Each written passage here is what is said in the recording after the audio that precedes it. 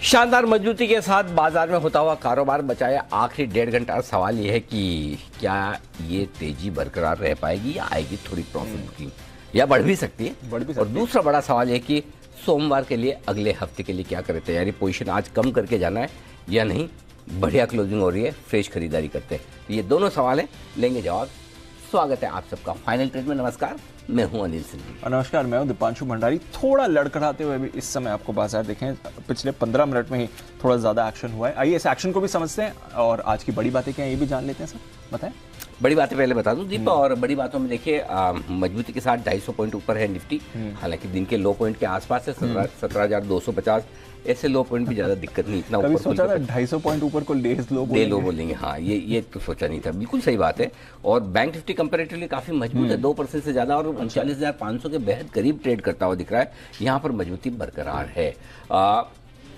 अब सेक्टर्स के हिसाब से देखें तो आज की लीडरशिप आईटी शेयरों के नाम है। इन्फोसिस ने 5% उछलकर निफ्टी में टॉप गेनर के तौर पर, और साथ ही साथ सारे के सारे वायदा कारोबार में आईटी शेयर मजबूत है। एनबीएफसीज में खरीदारी होती दिख रही, फार्मा शेयर मजबूत है। Mid cap small cap share समेत सभी सेक्टर हरे निशान में। इंडिया विक्स 10% नीचे आया है। विक्स का मतलब खाली नीचे ही होता है, मार्केट बढ़े तो विक्स नहीं है।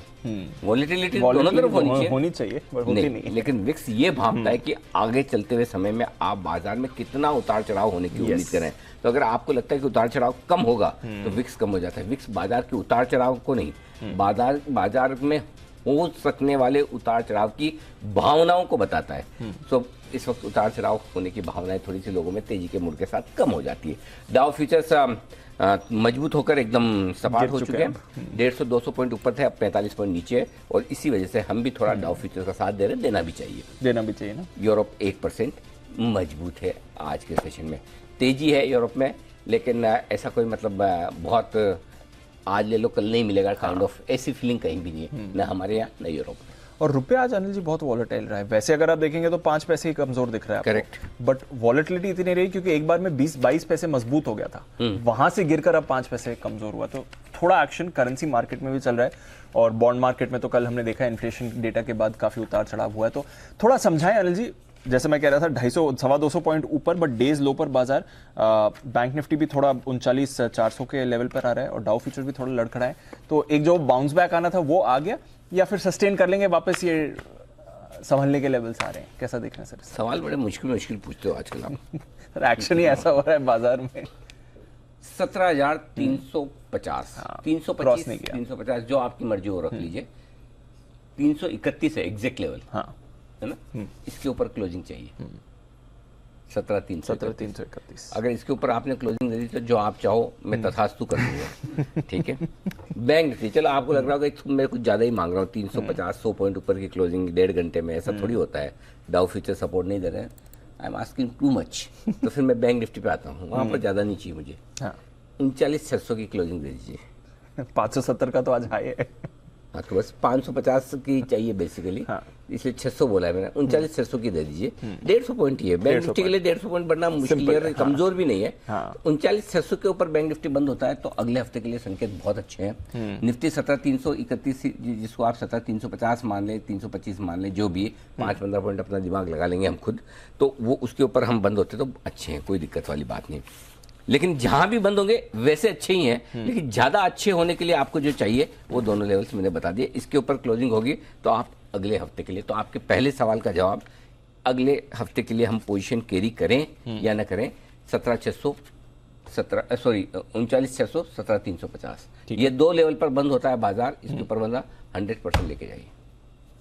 लेवल के ऊपर बंद होता है? हाँ, आसपास ऊपर कहीं बंद हो जाए, आसपास हो जाए, 5-25 पॉइंट 5-15 पॉइंट वो देख के ठीक है। 39,600, 17,350 सेफर साइड पे एकदम।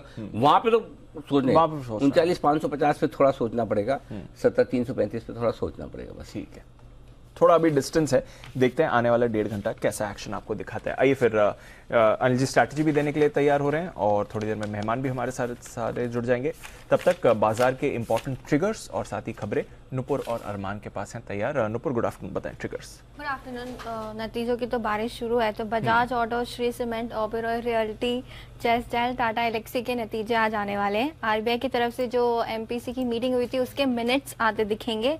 इंटरेस्टिंग पॉलिटिकल इवेंट भी है क्योंकि दोपहर 3 बजे चुनाव आयोग की प्रेस कॉन्फ्रेंस है, जहां पर गुजरात के जो विधानसभा के चुनाव होने वाले उनकी तारीखों का ऐलान हो सकता है। ग्लोबल से यूएसए देखे तो रिटेल सेल्स आने वाला है सितंबर के महीने का, तो वो काफी इंटरेस्टिंग है। कल की बात करें तो HDFC Bank, ICICI Prudential Life Insurance, L&T Infotech, Avenue Supermart, Reliance Industrial Infrastructure के नतीजे कल आएंगे, जिस पर बाजार की नजर रहेगी सोमवार के दिन। ग्लोबल से एफओएमसी मेंबर अपनी स्पीच देने वाले, यूएसए में तो क्या इन्फ्लेशन पे आता है उनका कोई भी बयान, तो वो एक इंटरेस्टिंग इवेंट होगा नजर रखने के लिए। संडे की बात करें तो इंटरेस्टिंग है क्योंकि वहाँ भी नतीजे आने वाले हैं। कैश काउंटर से बंसाली इंजीनियरिंग पॉलीमर्स के नतीजे आने वाले हैं और एक इम्पॉर्टेंट पॉलिटिकल इवेंट भी है उस दिन ग्लोबल से। चाइना की जो कम्युनिस्ट पार्टी है वो हर 5 साल में अपनी एक मीटिंग करते हैं, वो करेंगे जहां पे वो आने वाले 5 साल के लिए जो भी फ्यूचर स्ट्रैटेजीज है वो डिसाइड करने वाले। सोमवार की बात करें तो एसीसी, कैनफिन होम्स और पीवीआर के नतीजे आएंगे और नतीजों के अलावा काफी सारे स्टॉक्स भी फोकस में रहने वाले क्योंकि जीएमआर इंफ्रास्ट्रक्चर, जिनका नाम चेंज होने वाला है, जीएमआर एयरपोर्ट इंफ्रास्ट्रक्चर हो जाएगा। अदानी लॉन्च करेंगे अपना ओपन ऑफर एनडीटीवी को लेकर, जो प्राइस है वो 294 रुपीज के आसपास का है। कैम्स इंटरेस्टिंग है क्योंकि जो सब्सिडरी में कंपनी इन्वेस्ट करने वाली है उसकी बोर्ड बैठक है सोमवार के दिन। महाराष्ट्र सीमलेस बोर्ड बैठक है बोनस शेयर को लेकर और शेयर विभाजन को लेकर, तो बोनस भी और स्टॉक स्प्लिट भी है यहाँ पर। आईपीओ से इलेक्ट्रॉनिक मार्ट इंडिया का इंडिया की जो लिस्टिंग है वो होने वाली करीबन 72 टाइम्स के टाइप मंडे को आ रहा है। ईएमआई लिस्ट हो रहा है, ईएमआई। अरे वाह, चलो बढ़िया, धमाकेदार लिस्टिंग होगी थोड़ी। ये तो 56-57 रुपए वाली है ना, 5659। हाँ सर। ओके, 72 गुना हुआ था और रिस्पांस भी बढ़िया मिला था। तो मतलब मंडे एक एडिशनल काम हो गया, संडे काम हो गया, बिल्कुल। ये भी पढ़ना रहा। हाँ, ये भी पढ़ना रहेगा, बिल्कुल। पूरा हमारा काम बढ़ा रही, याद रखना। और अगर आपने ट्रैक्शन में लगाए तो उसका अलॉटमेंट भी आपको उस दिन पता चल जाएगा। एक्स डेट को लेके टीसीएस का इंटरिम डिविडेंड है, सुवेन लाइफ साइंसेज के जो राइट्स इशू है उसका भी एक्स डेट है, तो ये भी नजर रखें। ओके, तो ढेरों ट्रिगर्स हैं जहां पर आपको रखनी है नजर, ग्लोबल और लोकल दोनों ही। कुशल, माफ कीजिए अरमान, गुड आफ्टरनून, बताएं खबरें क्या है इस समय। जी, सबसे पहले फेडरल बैंक के जो नतीजे आते हुए दिखे हैं, जिसमें अगर आप स्टैंड अलोन उनका मुनाफा में लगभग आपको 53% की बढ़ोतरी है, एनआईआई लगभग 19% बढ़कर आए हैं। स्टैंड अलोन मुनाफा या एनआईआई अगर आप दोनों देखेंगे, जो क्यू आधार पर मैं बोल रहा हूँ, वाई आधार पर बोल रहा हूँ, माफ कीजिएगा, जो हमारा अनुमान था उससे और बेहतर आते हुए दिखे हैं। क्यू अगर आप ग्रॉस एनपीए और नेट एनपीए देखेंगे, ग्रॉस एनपीए 2.69% से घटकर लगभग 2.4% पर आया है और नेट एनपीए 0.94% से घटकर 0.8% के आसपास आया है। पीएसपी प्रोजेक्ट्स कंपनी को लगभग 345 करोड़ का एक ऑर्डर मिला है और ये गुजरात सरकार से ऑर्डर मिला है और ये जो टूरिज्म प्रोजेक्ट डेवलपमेंट जो है उसके लिए जो है कंपनी को ऑर्डर मिला है। यूनिकेम लैब्स कंपनी को यूएस एफडीए से एक दवा की मंजूरी मिली है। उस दवा का उपयोग अगर आप देखेंगे तो मिर्गी के इलाज में किया जाता है। एलएनटी 1000 से 2500 करोड़ की रेंज में इनको एक ऑर्डर मिला है और ये वाटर ट्रीटमेंट कारोबार के लिए जो इनको ऑर्डर मिला है। एशियन एनर्जी सर्विसेज कोल हेडलाइन प्लांट के लिए जो जेवी बनाई है उन्होंने, उस जेवी को 161 करोड़ का 160 करोड़ के आसपास का ऑर्डर मिला है और ये जो जेवी है, ये इसमें उस जेवी का नाम जैसे SCCL है, जो ये जेवी है उसको लगभग 161 करोड़ का ऑर्डर मिला है। हालांकि टाइमलाइन यहाँ पर कितने में इनको करना है वो नहीं है इसमें। रेस्टोरेंट ब्रांड एशिया अंत में देखेंगे तो ये राउटर्स के हवाले से खबर आई है कि एवरस्टोन कैपिटल जो है उसमें जिनकी हिस्सेदारी है वो कंपनी में अपनी हिस्सेदारी बेचने पर विचार कर सकते हैं।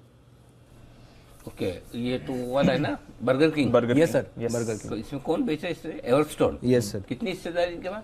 सर ये इनके पास लगभग 20% ओवरऑल। बड़ी हिस्सेदारी। हाँ, ओके, हिस्सा बिक्री पर विचार हो रहा है। ओके, तो ये है ढेर सारे आपके लिए खबरों वाले शेयर। रिजल्ट तो फेडरल बैंक का है, शानदार है, बस एक ही आया है। Yes sir, federal bank. Okay, तो मतलब आज आ जाते तो ठीक रहता था, नहीं तो सोमवार को ज्यादा काम करना पड़ेगा। कम अरे सोमवार को करने में भी हर्ज नहीं, शनिवार रविवार को करना पड़ता है इनको। ऑफिस आवर्स में ऑफिस का काम हो जाए, इससे बढ़िया बात क्या हो सकती है ना? काफी सारे कल भी है। हाँ, कल भी है ना, संडे को भी है। क्या बात करें, कल तो एचडीएफसी बैंक की तो है। एचडीएफसी बैंक की खाली आईसीआईसीआई प्रू, एलएनटी इन्फोटेक, और क्या है? डीमार्ट है। हाँ, डीमार्ट, केशोराम, आरएल, ये तो छोटे मोटे हैं। मंडे को ज्यादा है। मंडे को पूरा कल ये अगला पूरा हफ्ता ही बहुत ज्यादा नंबर्स है, नंबर्स के लिहाज से बिजी हफ्ता है। अब दिवाली का सीजन भी नजदीक आ जाएगा आपके लिए। सोमवार की है ना, उसके बाद वाले दिन। हाँ, तो चलिए आइए एक्सपर्ट्स का करते हैं स्वागत। सब हैं हमारे साथ तैयार, कुणाल जी, राकेश जी, सुमित जी, किरण जी, सिमी जी, नितिन जी और आशु सर जी। सुबह से सुस्ती दिखाने वाले कुणाल जी और हमारे राकेश जी से एक बार पूछ लूं, आपकी पावर नैप ठीक रही कुणाल जी? एकदम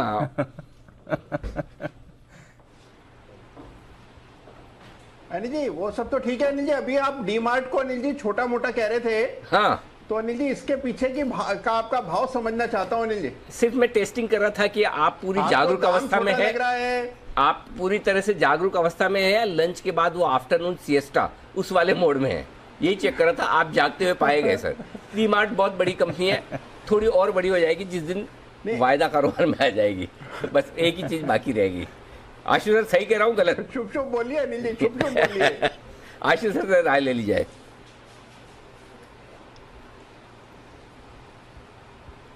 हेलो आशु सर, आवाज आ रही है आपको? लगता है उनसे। हाँ जी अनिल जी बोलिए। मैं ये पूछ रहा हूँ कि डीमार्ट वैसे तो बड़ी कंपनी है ही, लेकिन जब वायदा कारोबार में आ जाएगी तब इसे और बड़ी कंपनी माना जाएगा आशु सर? अनिल जी तब तो मौका मिल जाएगा, पर अनिल जी कुणाल जी का स्टॉक है इसलिए मतलब मैं ज्यादा कहूंगा नहीं। पर अनिल जी आपको एक अपडेट देना है कि उस दिन का वो जो मैंने वो सिल्वर सेलिंग और लग्जरी ब्रांड्स बाइंग पे मतलब कुणाल जी को इतना कन्विंस कर दिया है कि नेक्स्ट वीक ही has agreed to go and shop luxury brands और कुछ चीजें इनको दिलानी है। और अनिल जी मतलब जैसे राकेश जी की मम्मी प्रैक्टिकल है ना, वैसे कुणाल जी की मम्मी भी अग्री हो गई है पुराना सिल्वर बेचने के लिए। लेकिन प्रॉब्लम यह है कि सिल्वर बेचने का कुणाल जी अभी नहीं मान रहे हैं, तो मुझे लगता है अगले हफ्ते तक इनको भी कन्विंस कर लूंगा। तो अनिल जी ये देखना है कि बहुत अच्छा पेयर ट्रेड निकल के आएगा।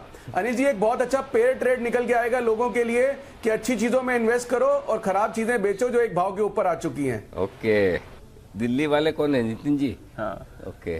नितिन जी आपके घर का पता तो नहीं है ना आशु जी के पास में? हमारे तो घर नहीं जानते भाई, हम तो सेफ है।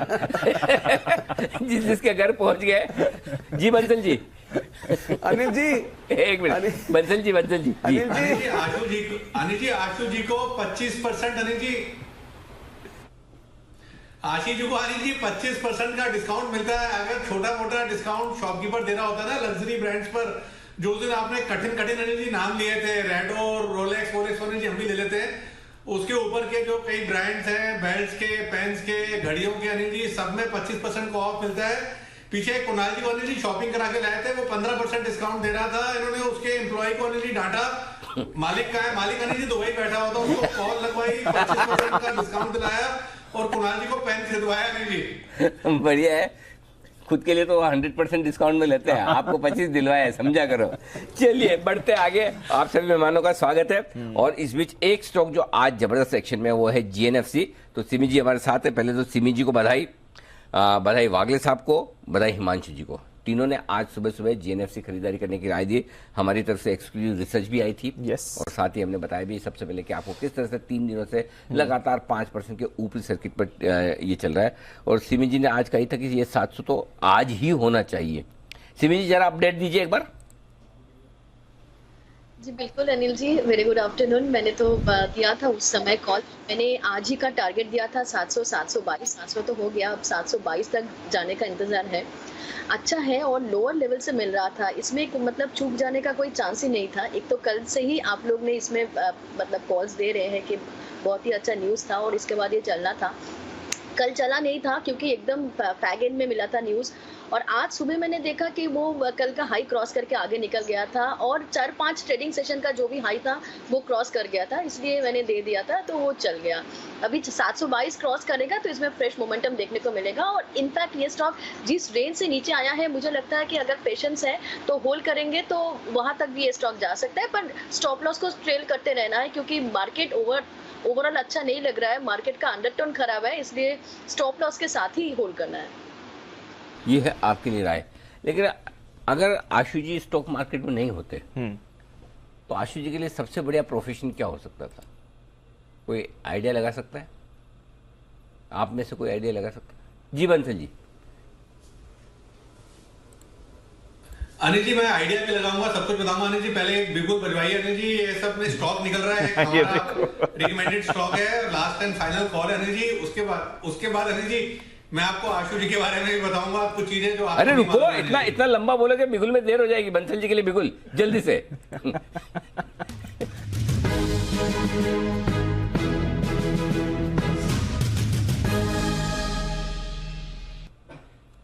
कुणाल जी, राकेश जी जब बिगुल की डिमांड कर रहे थे तो सुमित जी बोले ऐसे जीरो अंडा बना रहे थे। सुमित जी कह रहे थे कि आपके बिगुल में कोई दम ही नहीं है। पता नहीं, ऐसा सुमित जी ने बोला, मतलब आपकी कॉल में दम नहीं, ऐसा इशारा कर रहे थे। पहले आप बता दो, फिर सुमित जी से बात करेंगे।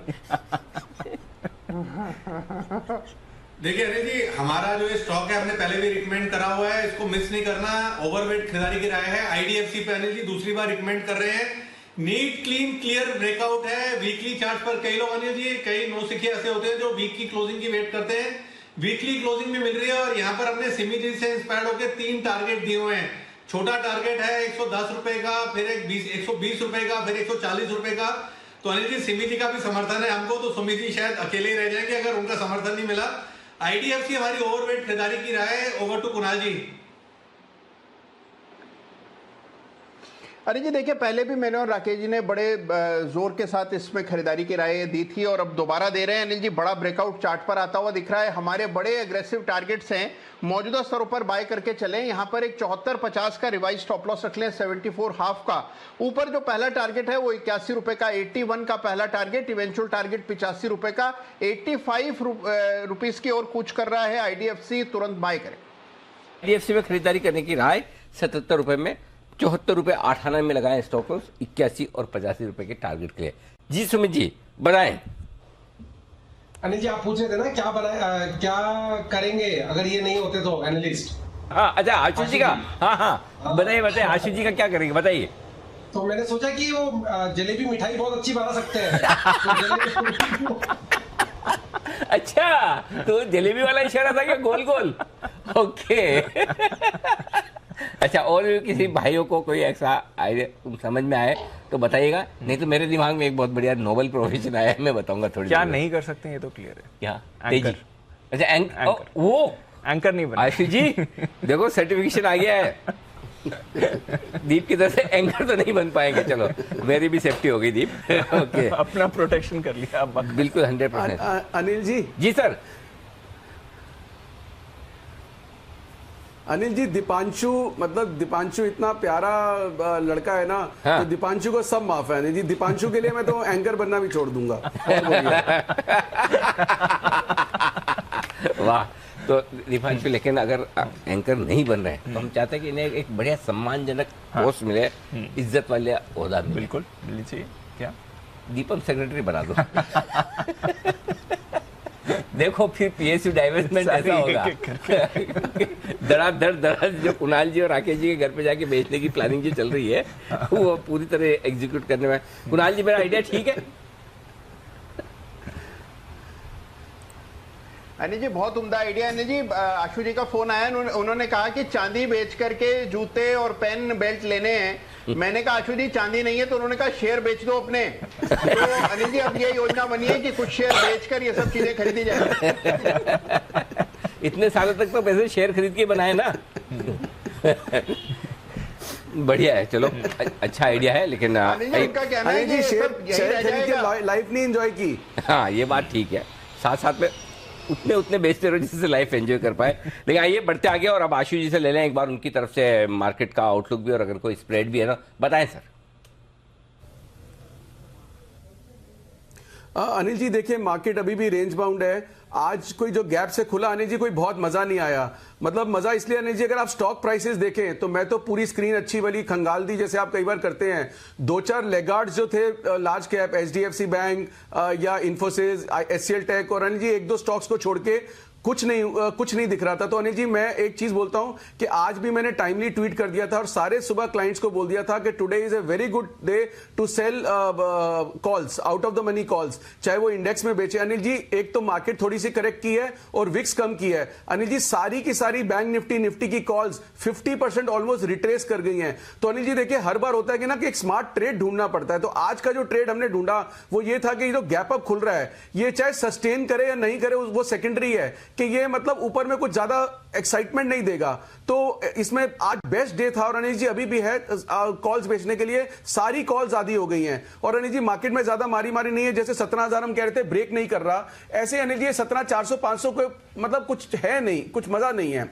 अब अनिल जी मैं अपने 5-6 स्टॉक्स के जो हमने स्प्रेड बनाए थे उसका अपडेट देना चाहता हूं, लेकिन उससे पहले अनिल जी मैं 3 स्टॉक्स और आइडेंटिफाई किए हैं मैंने जो इस एक्सपायरी के लिए मेरे सेल कैंडिडेट्स हैं। और हमने वो क्लाइंट्स को ये भी बोला है कि अगर आप इस एक्सपायरी के लिए, अनिल जी देखिए मेरा जो ट्रेड होता है वो शॉर्ट टर्म होता है और एक्सपायरी टू एक्सपायरी जरूर होता है। और अनिल जी कई बार क्या होता है कि लोगों के निवेश होते हैं तो बड़े टची हो जाते हैं, सेंसिटिव हो जाते हैं और बड़े मतलब बॉदर हो जाते हैं और फिर ट्रोलिंग रोलिंग करने लग जाते हैं। खैर एनीवेज अनिल जी मुझे कोई फर्क नहीं पड़ता, अगर किसी को पेन होता है तो वो ट्रोल करता है। बट अनिल जी 3 स्टॉक्स मैं आपको बता रहा हूं जो इस अप मूव में अच्छा मौका आज सुबह मिल रहा था और अभी भी है, जो इस एक्सपायरी के लिए निकलना चाहिए। एक अनिल जी जो मेरा फेवरेट है आजकल का पिछले कुछ महीनों का, टाटा पावर। दूसरा अनिल जी टाटा मोटर और तीसरा वेदांता VEDL। ये तीनों स्टॉक्स अनिल जी मुझे लगता है कि इस एक्सपायरी के लिए आज जो ओपनिंग मिली या अभी भी जो भाव थे ये अच्छे भाव मिल रहे हैं अनिल जी। ये मतलब मुझे दम नहीं दिखा रहे हैं and this statement is true Anil ji only for expiry. और मैं हर बार कहता हूं जितनी मर्जी तेजी लंबी तेजी मंदी शॉर्ट कवरिंग या कुछ बोलूं, मेरी लाइफ एक्सपायरी पे एक बार वो कॉल्स खत्म हो जाती है, नया दिन नया एक्सपायरी नया सवेरा। तो इस एक्सपायरी के लिए अनिल जी मैं कोई नया लेन नहीं करूंगा। और जो शॉर्ट कैंडिडेट्स हैं मेरे वो मैंने आपसे शेयर किए हैं, टाटा पावर, टाटा मोटर और वेदांता। अनिल जी अब मैं अपने स्प्रेड्स का अपडेट देता हूं वो जो बहुत ज्यादा इंपॉर्टेंट है। DLF का स्प्रेड बना था अनिल जी 6 रुपए में, उसका भाव चल रहा है 7 रुपए में, 1 रुपए प्रॉफिट में अनिल जी कोई मजा नहीं है। अंबुजा का स्प्रेड बना था अनिल जी 9 रुपए में, उसका भाव चल रहा है 11 रुपए, 2 रुपए का प्रॉफिट, कोई मजा नहीं है अनिल जी। कॉनकोर का स्प्रेड बना था अनिल जी 9 रुपए में, वो चल रहा है 11 रुपए 12 रुपए, कोई मजा नहीं है। भेल का स्प्रेड बना था अनिल जी 3 रुपए में, उसका भाव चल रहा है 2.25 रुपए, 25 पैसे का लॉस है, कोई मजा नहीं है। NMDC की कॉल अनिल जी 7 रुपए में ली थी, वो 5.5 6 चल रही है। तो अनिल जी आप एक चीज ये देखिए, ना ऊपर ना नीचे, 300 पॉइंट नीचे खुला तो भी कुछ नहीं हुआ, आज 300 पॉइंट ऊपर खुला तो भी कुछ नहीं हुआ। अनिल जी ये स्प्रेड्स का अपडेट इस टर्म्स में देना बहुत जरूरी था क्योंकि ये एक मैसेज दे रहा है कि मार्केट में कुछ नहीं हो रहा, मार्केट में कुछ नहीं हो रहा है। ये पहले जो नवरात्रि और फिर वो रावण वध और ये फिर ये दिवाली, फिर ये होली, क्रिसमस शुरू हो जाएगा अनिल जी। इससे तो मुझे बहुत ही ज्यादा डर लगता है क्योंकि मतलब जो इनोसेंट इन्वेस्टर है ना वो इस नैरेटिव में कई बार फंस जाता है। तो अनिल जी मार्केट में जो ओवरऑल जो अगेन मैंने एग्जांपल से बताया और अनिल जी रियल एग्जांपल्स हैं जो मैंने बताया, स्प्रेड कितने में बने कितने में, इसमें लॉस प्रॉफिट नहीं था, इसमें यह था कि अनिल जी पूरे पिछले 10 दिन में ये स्प्रेड में मतलब 300 पॉइंट नीचे 300 पॉइंट ऊपर कोई स्टॉक कहीं नहीं जा रहा। तो एक बहुत बड़ा मैसेज है जो मार्केट आपको कह रही है कि एंजॉय करो, कुणाल जी शॉपिंग करो, अनिल जी आप दिवाली एंजॉय करो, ये मार्केट कहीं नहीं जा रही है, मार्केट में बहुत मौके मिलेंगे। तो अननेसेसरली अपना दिमाग फंसा के लगा के फिर वो जिटरी होते हो, 300 पॉइंट में भी SGX परेशान करती है ऊपर, 250 पॉइंट नीचे में भी परेशान करती है। तो चीज ऐसी करो ट्रेड, या तो कुछ परेशानी ना हो या थोड़ा शांति बैठे, मार्केट में कुछ नहीं हो रहा। और मैंने अनिल जी फिर बोल रहा हूं, लास्ट मंथ भी बोला था, इस मंथ के बिगनिंग में ही बोला था, दिसंबर तक ये ट्रेडिंग मार्केट है, कोई लंबी तेजी मंदी नहीं है। तो बढ़िया है, तो तेजी मंदी नहीं है तो ऊपर में बेचते रहे, नीचे में लेते रहे, करते रहे कुछ ना कुछ, और कुछ ना करें तो आशु जी को सुनते जरूर रहे। वो तो सुनना है बिल्कुल। आइए DIA पिक, ये आज आपको दे रहे हैं दिवाली इन्वेस्टमेंट आइडिया श्रीकांत चौहान साहब।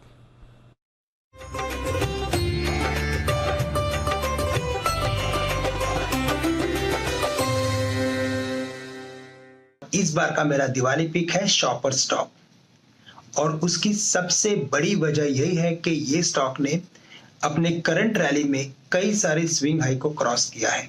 हमें लगता है कि इस स्टॉक में और भी जबरदस्त परफॉर्मेंस देखने मिलेगा। अगर मैं करंट लेवल से शॉपर स्टॉक को खरीदता हूं तो हमें लगता है कि आने वाले दिवाली तक ये स्टॉक कम से कम 1100 से लेकर 1200 के भी लेवल्स दिखा सकता है। तो करंट लेवल से शॉपर स्टॉक को खरीद के चले। अगर कोई करेक्शन अगर आता है तो इसमें और हम इन्वेस्टमेंट्स बढ़ा सकते हैं, और फाइनल स्टॉप लॉस हम रखेंगे एट 650 रुपीज। ओके, तो ये है श्रीकांत जी की तरफ से DII पिक, जहां पर खरीदारी करने की राय शॉपर स्टॉक में आती हुई दिख रही है। वंडरफुल। आइए बिगुल के साथ स्वागत किया जाए किरण जी का भी। किरण का जबरदस्त कमाल।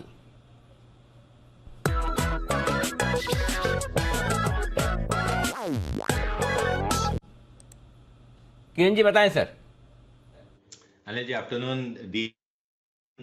बेच के चलना है, बेचना है भारतीय एयरटेल। फ्यूचर में अभी 765.5 के आसपास ट्रेड कर रहा है, यहाँ यहीं पे बेचना है। आपका स्टॉप लॉस रहेगा 770 रुपये 50 पैसे, और टारगेट्स के लिए 757 और 753 ये मंडे को देखने को मिल जाने चाहिए। तो 1-1.5 दिन का व्यू रहेगा। शॉर्ट पोजीशन भारतीय एयरटेल में लेने की सलाह होगी। 770 तो 770 रुपये 18 ये है स्टॉप लॉस भारतीय एयरटेल में बेचने का। 757 753 के टारगेट। 58 50 पैसे 18 50 पैसे। हाँ मेरे को कभी याद नहीं, क्या बात कर रहे हैं, मुश्किल है। वो राउंड ऑफ होता है ना इसमें तो। हाँ, 4 आना 25 पैसे नहीं 24 पैसे होगा वो। हाँ, एक आना एक राउंड ऑफ होता है। एक आना इक्वल टू 6 पैसा। 6 पैसा। हाँ, एक तो राउंड 4 आना में ऐसे मल्टीप्लाई गए 24 और वैसे 25। इसलिए इंग्लिश में पढ़ के 4 आना वाला समझ नहीं आएगी, इसको हिंदी के लिए करना पड़ता। वैसे 4 तो वैसे उस हिसाब से 1 रुपए में है ना 16 आना होता है। 16 आना होता है, करेक्ट। 4 पैसे एक्स्ट्रा बच जाते। 4 एक्स्ट्रा बचते। वो आज तक कैलकुलेशन समझ में नहीं। Counting round of. हाँ, काउंटिंग राउंड ऑफ। ओके, तो ये आपके लिए आइए साथ में हमारे सिमी जी भी है। सिमी जी के लिए एक बिल्कुल सिमी के नॉन स्टॉप शेयर।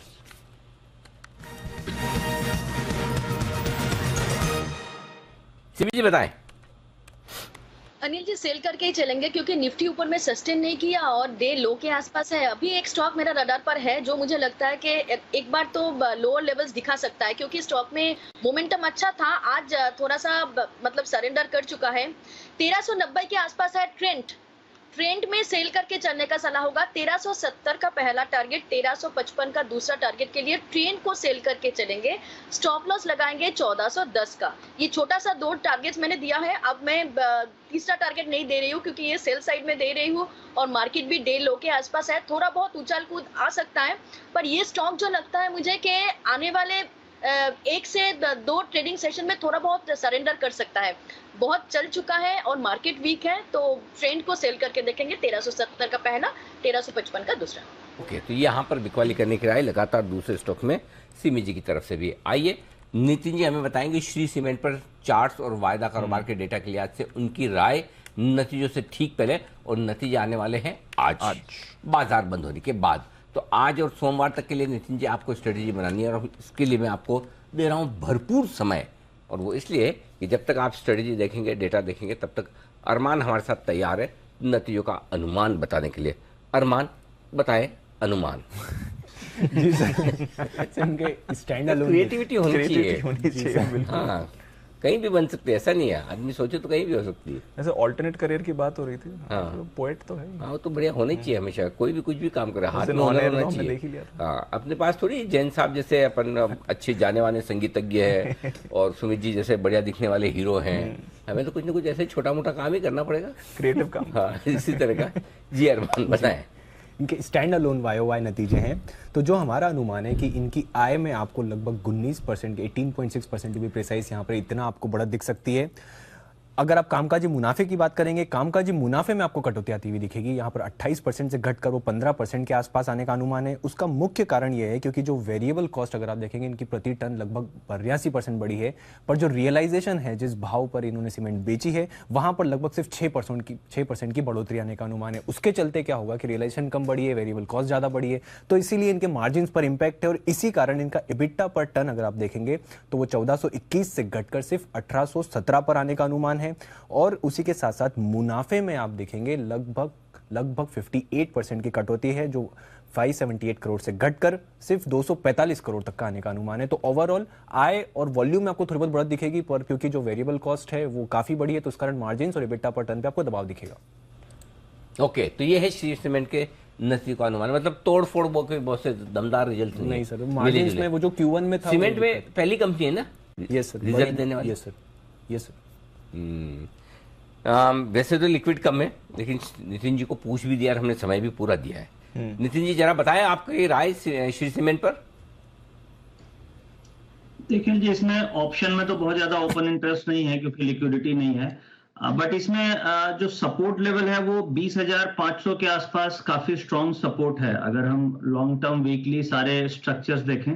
और ऑलरेडी रिजल्ट्स के पहले स्टॉक गिर चुका है, यानी कि करीब 24,500 से 21,200 के आसपास आ गया, तो बहुत ज्यादा डाउन साइड नहीं है क्योंकि ये जो नेगेटिव ऑलरेडी डिस्काउंटेड है और 20,500 पे सपोर्ट ले रहा है। अगर 20,500 के ऊपर रहता है और रिजल्ट थोड़े फ्लैट या माइनर नेगेटिव भी आते हैं तो स्टॉक बाउंस हो जाना चाहिए।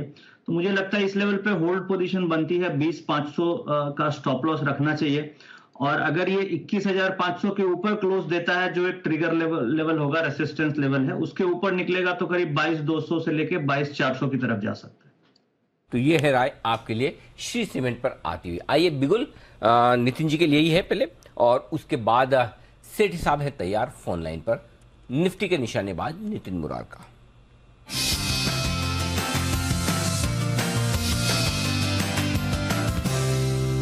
बताएं नितिन जी। जी, यहाँ पे निफ्टी ऊपर से थोड़ी नीचे आई है और पॉसिबली लास्ट आधे घंटे में और नीचे थोड़ी आ सकती है क्योंकि 17,350 की रेंज में काफी अनवाइंडिंग ऑफ पोजीशंस हुई है और प्रॉफिट बुकिंग आई है। बट मुझे लगता है कि अगर डिप मिले यहाँ पे और निफ्टी और थोड़ी नीचे जाए तो उस केस में कोटक बैंक की कॉल ऑप्शन लेकर के जाना चाहिए और वो होगा 1840 की कॉल ऑप्शन, जिसका प्राइस अभी 40-41 है। निफ्टी थोड़ी नीचे आती है तो ये 37-38 में मिल सकती है आज के दिन में। तो 1840 की कॉल अगर 37-38 में मिले तो लेना चाहिए। 400 शेयर का लॉट साइज है और इसका स्टॉप लॉस होगा 25 रुपए का, जो आज का लो प्राइस है 25 का स्टॉप लॉस होगा। और टारगेट जो आप अगर 35 से 38 की रेंज में मिलती है तो आपको टारगेट इसका करीब 70 रुपए का मिल सकता है, यानी कि ये कॉल ऑप्शन यहाँ से कम 60-70% का एप्रिसिएशन दे सकती है। तो यही है कि थोड़ा नीचे आए तो 37-38 की रेंज में लें, 25 का स्टॉप लॉस रखें। 1840 की रेंज में लें, 25 का स्टॉप लॉस रखें। 1840 की कॉल ऑप्शन। ओके, तो गिरते हुए बाजार में यहाँ पर कॉल ऑप्शन खरीदें कोटक महिंद्रा बैंक में 1840 का 70 के टारगेट के लिए। आइए सेठी साहब से करते हैं मुलाकात बिगुल के साथ, उनका भी भरपूर स्वागत।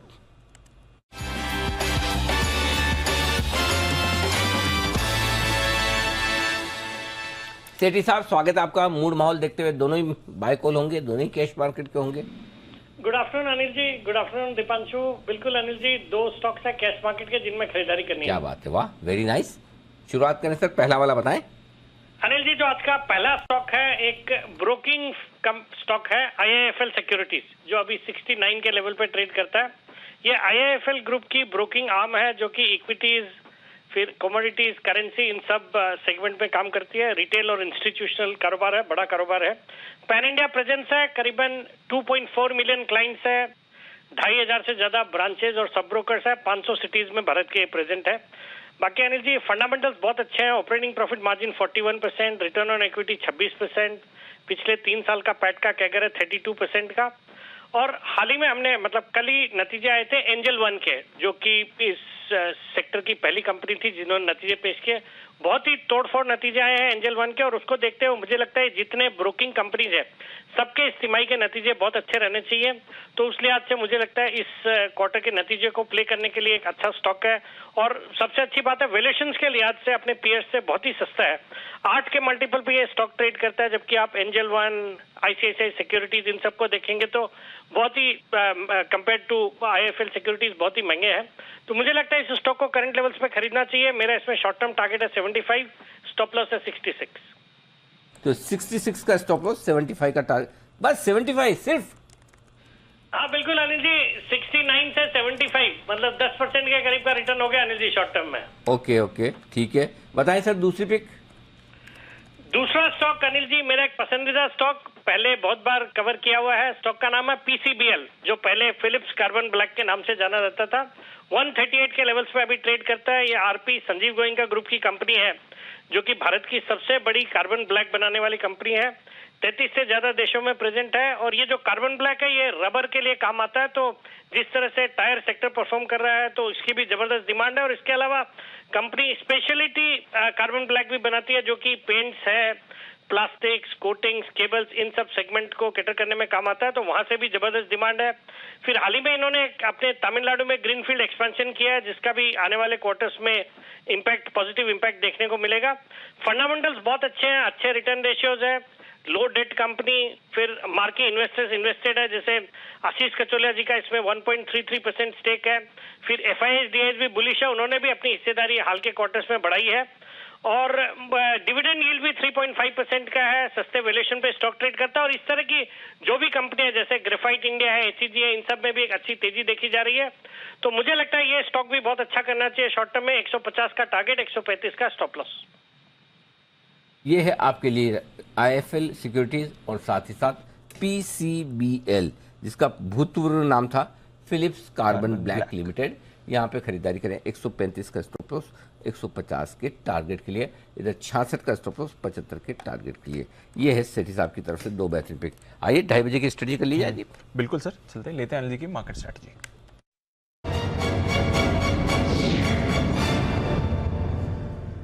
अनिल जी, एक आपकी जो सलाह थी सुबह वो एकदम सटीक थी कि गिरावट में जैसे घबराना नहीं है, वैसे ही तेजी में आपको फिर ज़्यादा यूफोरिक नहीं हो जाना है। आज मॉर्निंग हाई बाजार ने बहुत डिफिकल्टी ले क्रॉस करने के, अभी बात करते करते 17,200 के नीचे निफ्टी आया है, 39,300 पर बैंक निफ्टी आ गया है। डाउ फ्यूचर्स अब 100 अंक नीचे दिख रहा है अनिल जी। सुबह 200 से ज़्यादा अंकों की तेजी आपको डाउ फ्यूचर्स पर दिख रही थी। नैस्डैक फ्यूचर्स देखिए, यहाँ पर 0.5% की गिरावट हो रही है, तो थोड़ा मूड माहौल बिगड़ रहा है। यूरोप आधा से 1% अभी भी ऊपर है। कच्चा तेल $94 के नीचे आया है, रुपया स्टेबल है। क्या करना है सर? कुछ बिगड़ नहीं रहा दीप। देखो ऑनेस्टली बताओ ना, तो सुबह आपने जो पहला सवाल पूछा वो बहुत ही शानदार था कि हम बढ़े क्यों। तो अमेरिका में बढ़ने का आपके पास कोई कारण नहीं था। हाँ। सब डेटा, एवरीथिंग वाज बैड। और आप, मैंने बोला भी कि इतने अच्छे मूड माहौल में मैं आपको खराब चीजें भी बता रहा हूँ। तो कल प्योरली शॉर्ट कवरिंग रैली थी। उस शॉर्ट कवरिंग रैली के चलते हमें भी ऊपर खुलना था, खुल गए। हम तब तक टिके रहे जब तक डाउ फ्यूचर टिका रहा। और वो कॉन्फिडेंस ये था कि जब आज भी अच्छा होगा, आज भी अच्छा होगा। जैसे ही डाउ फ्यूचर नहीं आए, हमने भी दे दिया। तो आप एक चीज बताओ, कल की तेजी में कहीं भी एक भी आपने शॉर्ट कवरिंग के अलावा कोई कारण सुनाओ अमेरिका में कि भाई ये गिर गया, वो गिर गया? अच्छा, अगर कई शॉर्ट कवरिंग आई तो कई प्रॉफिट बुकिंग, जैसे डॉलर इंडेक्स थोड़ा नीचे आ गया, बॉन्ड यील्ड थोड़े नीचे आ गए।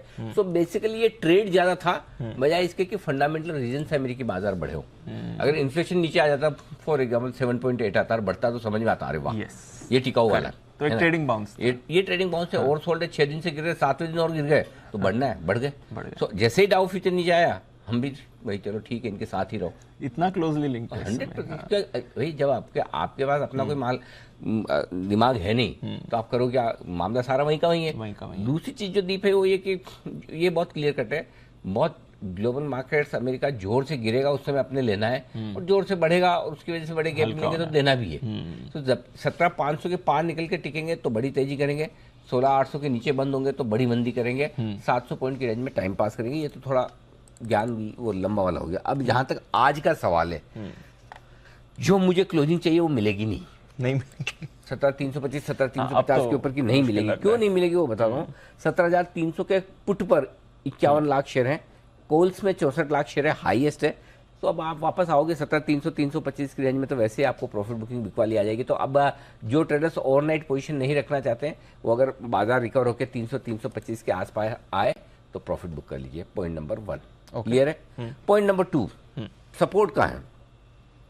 इमीडिएटली आपका सपोर्ट 17,200 पर है, लेकिन छोटा वाला, बड़ा सपोर्ट सीधा 17,000 पर है।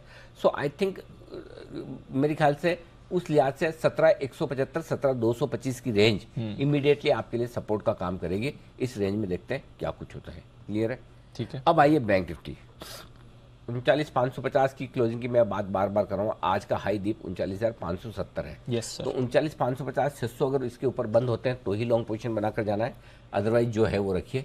39,100 के नीचे बंद होते हैं तो ही चिंता करनी, अदरवाइज कोई। अगर लॉन्ग पोजीशन में रहना भी है तो बैंक निफ्टी में रहना है, निफ्टी में नहीं। बैंक निफ्टी में रहना इस समय। बैंक निफ्टी ज्यादा सही जगह बंद हो रहा है निफ्टी के मुकाबले में, अगर रहना भी है। बट अदरवाइज बचे हुए समय में बहुत बड़े कोई उछाल और गिरावट की उम्मीद नहीं कर रहा। बैंक निफ्टी में दोनों ही हाईएस्ट ओपन इंटरेस्ट 39,500 पर है। सो आई थिंक, और उससे ज्यादा दूर नहीं है। तो 3 बजे तक आपको इस बात पर फोकस करना है कि आप 39,550 के ऊपर टिकते हैं निकल कर। अगर टिक जाते हैं तो बैंक निफ्टी कल के लिए बहुत बढ़िया ब्रेकआउट आपको दे रहा है, और नहीं तो फिर आप वापस 39,100 के आसपास आएंगे, तब आप खरीदारी कीजिए। समझ गया सर, ठीक है। तो ये है आपके लिए इस समय की राय। बैंक निफ्टी फिर भी रिलेटिवली बेटर है, बट अदरवाइज बाजार का मूड माहौल थोड़ा इस समय बिगड़ा हुआ है, पोजीशन अपनी अकॉर्डिंगली आपको संभालनी है। मैक्स फाइनेंशियल को पुल अप करिए, इसमें आपको 10% की गिरावट दिख रही है, आप थोड़ा संभलते हुए दिख रहा है। IIDI ने एक्सिस बैंक पर करीब 1 करोड़ का जुर्माना लगाया है और मैक्स फाइनेंशियल पर भी, माफ़ कीजिएगा, मैक्स फाइनेंशियल पर 1 करोड़ का जुर्माना लगाया गया है। जो एक्सिस के साथ इनकी डील हो रही है उसके तहत कुछ ये खबर आती हुई दिख रही है। तो मैक्स फाइनेंशियल पर रखें नज़र। अभी थोड़ी देर पहले 10% नीचे ये काउंटर दिख रहा था, अभी भी कमज़ोरी ही बनी हुई है इस पर।